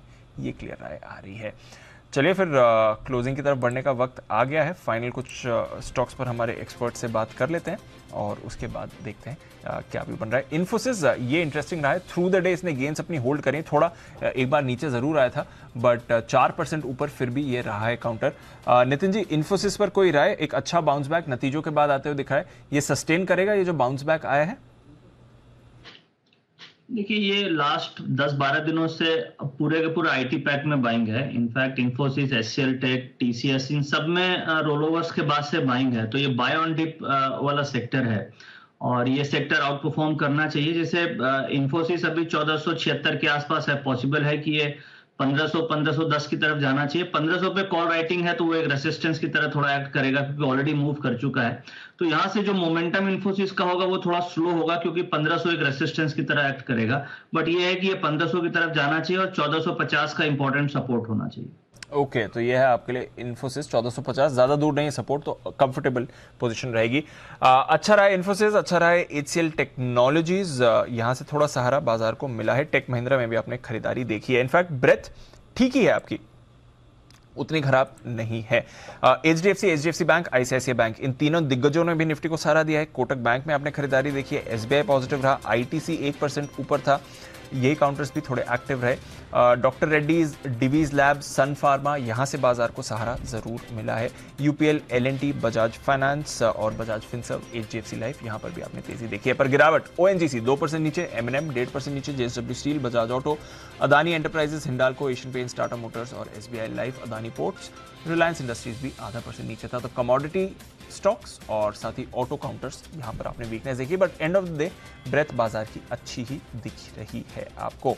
वायदा कारोबार की तरफ आइए, 6% ऊपर था GNFC, TDI के प्राइसेस में लगातार 3 दिनों से अपर सर्किट आपको लगते हुए दिख रहा है, उसका फायदा इसको फेडरल बैंक, नतीजों के बाद अच्छी तेजी, 5% ऊपर ये काउंटर। IGL, MGL दोनों में अच्छी खरीदारी रही, परसिस्टेंट सिस्टम्स अच्छा था, Coforge, Mindtree, L&T Tech, L&T Infotech, Birla Soft, Firstsource, ये सारे मिड कैप IT काउंटर्स आज शानदार तेजी में रहे। IDFC लिमिटेड, यहां पर अच्छी खरीदारी थी, पेट्रोनेट, कैनरा बैंक, हैवेल्स, BHEL, एम्फसिस और साथ ही Grasim, city union bank, RBL bank और आपका कोल इंडिया, यहाँ पर भी पॉजिटिव रिएक्शन रहा। United breweries, intellect design, PI और इंटरग्लोब, यहाँ पर भी आपने पॉजिटिव देखी है। इंडिया बुल्स हाउसिंग बैन में है 4% नीचे, इंडिया सीमेंट्स बैन में जा सकता है 3.5% नीचे, डेल्टा कॉप में आपने वीकनेस देखी, टुवर्ड्स एंड ऑफ ट्रेड थोड़ी बिकवाली ज्यादा बढ़ी है, संवर्धना, मदरसन इसमें गिरावट आई, मैक्स फाइनेंशियल इंट्राडे में 10% गिरने के बाद 3% नीचे बंद हो रहा है, जुर्माना लगाया गया है एक्सिस मैक्स डील पर। इसके साथ ही आप देख रहे हैं कि वेदांता वीक रहा, एस्कॉर्ट्स कुबोटा, बाटा, ट्रेंट, SBI कार्ड, बलरामपुर चीनी, बालकृष्ण इंडस्ट्रीज, ये कुछ और काउंटर्स हैं जिन्होंने लूज आउट किया है। कैश मार्केट की तरफ आते हैं और यहाँ पर जस्ट डायल, टाटा एलेक्सी दोनों के नंबर्स का इंतजार रहेगा, देखते हैं कैसे नंबर्स इनके आते हैं। बट IFB इंडस्ट्रीज आज का स्टार्ट था 8.5% ऊपर, ये काउंटर। LG इक्विपमेंट्स, इसमें अच्छी खरीदारी रही, TCNS clothings, VST industries, हाइकल, angel one, नतीजों के बाद ये काफी अच्छे एक्शन में रहा। आनंद राठी वेल्थ के भी अच्छे नतीजे आए थे। स्टार सीमेंट पर रखिएगा नजर, एरिस लाइफ साइंसेज, सेरा सैनिटरी, IFL वेल्थ, ये कुछ और काउंटर्स हैं जो आपको रेडार में रहने चाहिए। वरुण बेवरेजेस 4.5% नीचे था, कोचिन शिपयार्ड में मुनाफा वसूली रही, एक्सो नोबल फिसला है, Radico Khaitan, Poly Medicure, Jamuna Auto, Phoenix Mills, Shri Renuka Sugars, यहाँ पर भी आपने गिरावट देखी है, सेंचुरी प्लाई और मेट्रो ब्रांड्स ये भी फिसले हैं। अनिल जी 17,300 तो नहीं बट 17,200 की आपको क्लोजिंग दिख रही है निफ्टी पर और 39,400 के करीब। और इस खबर के बाद जो कि आई है ब्रिटेन से, उसके बाद देखिए डाउ फ्यूचर्स लगभग पूरा रिकवर हो गया, सिर्फ 9 पॉइंट नीचे बचे हैं, तो बेहतरीन रिकवरी डाउ फ्यूचर्स में आती हुई दिखी। इसलिए मैं कह रहा हूँ कि बहुत वोलेटाइल है, 150 पॉइंट नीचे से एकदम फ्लैट हो गए, तो इसलिए बेहतर है बाद में कुछ करें। लेकिन इससे पहले कि आज के कार्यक्रम का मैं आपको बताऊँ, जल्दी से एक बार बता देता हूँ, सोमवार सुबह 11 बजे आपके लिए एक बेहद विशेष कार्यक्रम आ रहा है। रामदेव अग्रवाल साहब और मोतीलाल ओसवाल साहब दोनों को एक साथ आपको इंटरव्यू बहुत ही कम देखने को मिलता है, नहीं के बराबर होता है। 4-5 साल बाद ऐसा हुआ है कि उन्होंने एक साथ इंटरव्यू दिया है, तो ये एक बहुत ही जबरदस्त इंटरव्यू जो मैं करके आया हूँ उनके ऑफिस जाकर, जिसकी वजह से कल मैं भागते भागते वापस पहुंचा। अच्छा, बारिश आ गई थी वहीं अटके। ओके, हाँ, तो देखिए उनके बुल के साथ की ये तस्वीर देखिए थी, जबरदस्त, वही मैं फोटो बहुत, अरे बहुत ही जबरदस्त, और इंटरव्यू उससे भी ज्यादा जबरदस्त है। मजा आएगा, एक झलक दिखा दूं ताकि आपकी सोमवार तक की मतलब प्रतीक्षा और इंतजार बढ़ जाए। देखिए, कहते हैं कि रिलेशनशिप में किसी एक को तो प्रपोज करना पड़ता है ना, तो आपने प्रपोज किया या रामदेव सर ने? मुझे लगता है, मुझे याद नहीं है, लेकिन मुझे लगता है मैंने प्रपोज किया है। शादी के पहले मेरे को बिजनेसमैन बनना था, मैं बिजनेस अब चालू करूंगा, उसके बाद शादी करूंगा। कभी ऐसा नहीं लगता कि हर जगह मोतीलाल ओसवाल नाम है, रामदेव अग्रवाल तो कहीं है नहीं, ये फील नहीं आती कभी? तो नाम में क्या रखा है, कुछ भी लगा दो ना, आप जो करोगे उसके हिसाब से आपका ब्रांड बनेगा। कई बार मतभेद मनभेद भी होते होंगे, दोनों में अगर किसी बात को लेकर राय एक नहीं है तो फाइनल बात किसकी रहती है, आपकी रहती है मोतीलाल सर? आपस में डिस्कस करते हैं, उसके बाद तो देन आई थिंक अगर मेरा एरिया तो मैं डिसाइड करूंगा। अच्छा, उनका एरिया तो उनका एरिया तो वो डिसाइड करे। तो आजकल ये बहुत सारे लोग ऐसी बातें करते हैं कि भाई रामदेव सर और मोतीलाल सर अलग अलग होने वाले हैं। एक तो बकवास अभी सोशल मीडिया और सब टाइम बहुत है लोगों के पास। हाँ, फुर्सत ही फुर्सत है।